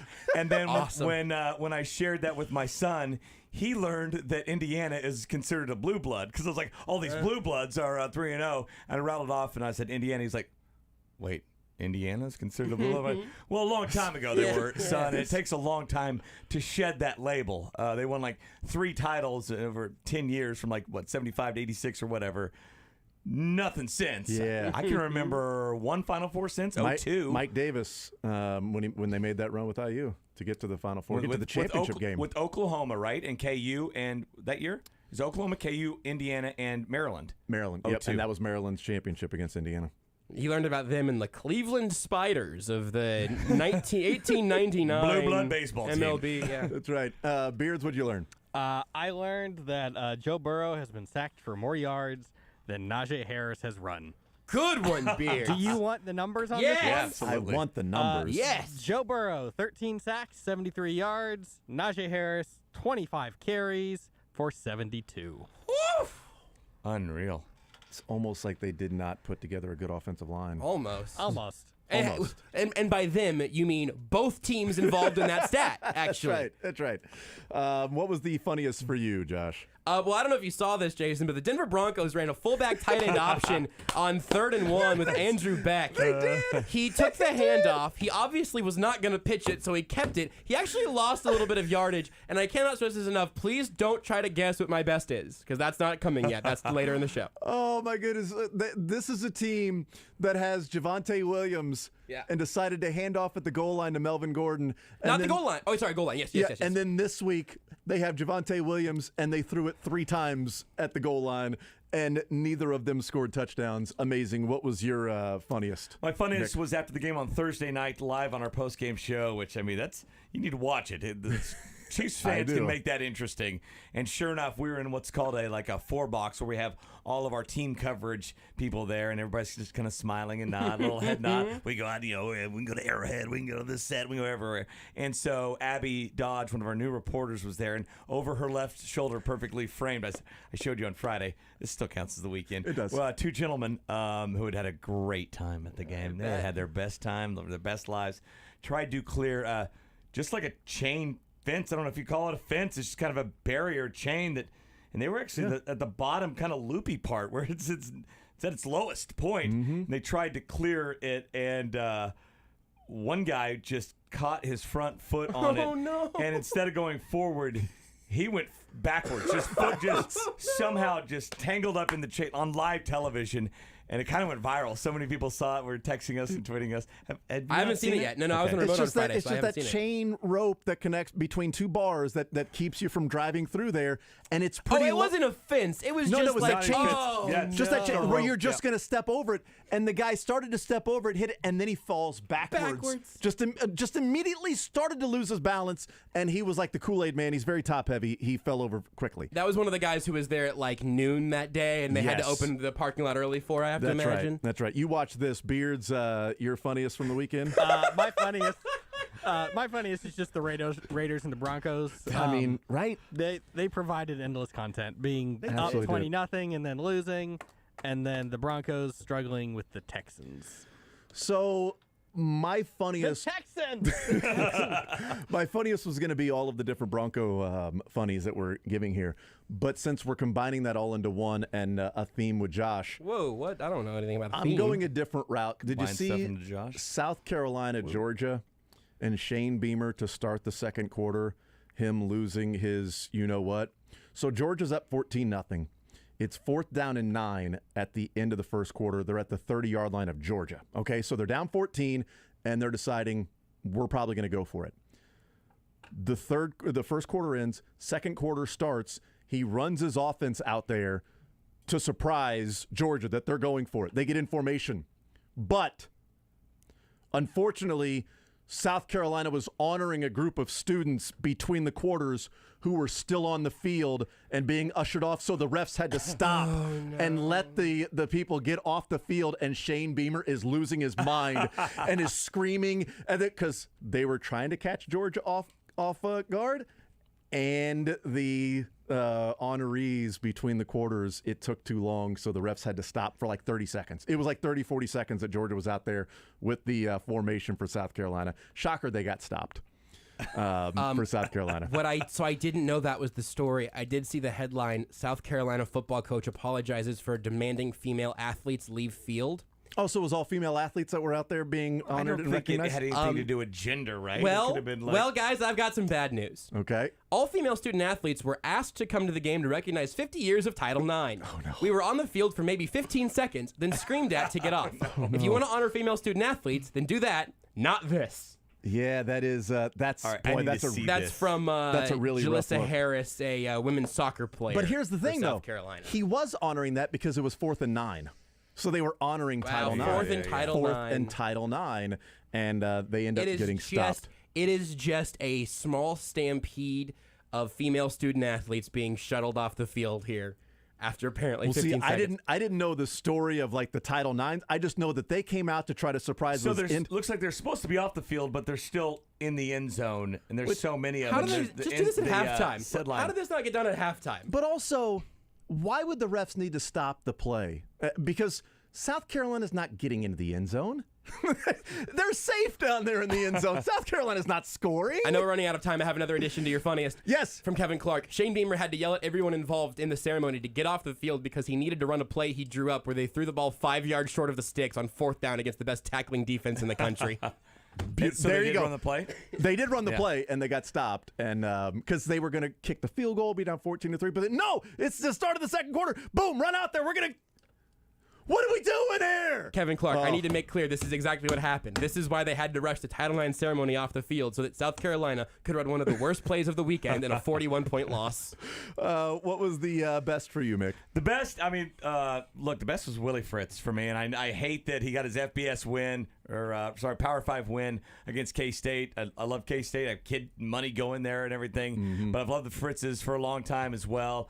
And I wish it would have come last year against Oklahoma when they had the Sooners on the ropes. But look, that was a big win for him and his program. I remember I was down there in April, and he gave us a tour of Tulane because we were there for the Final Four. Yeah. And so I gave us a tour, and I hadn't looked.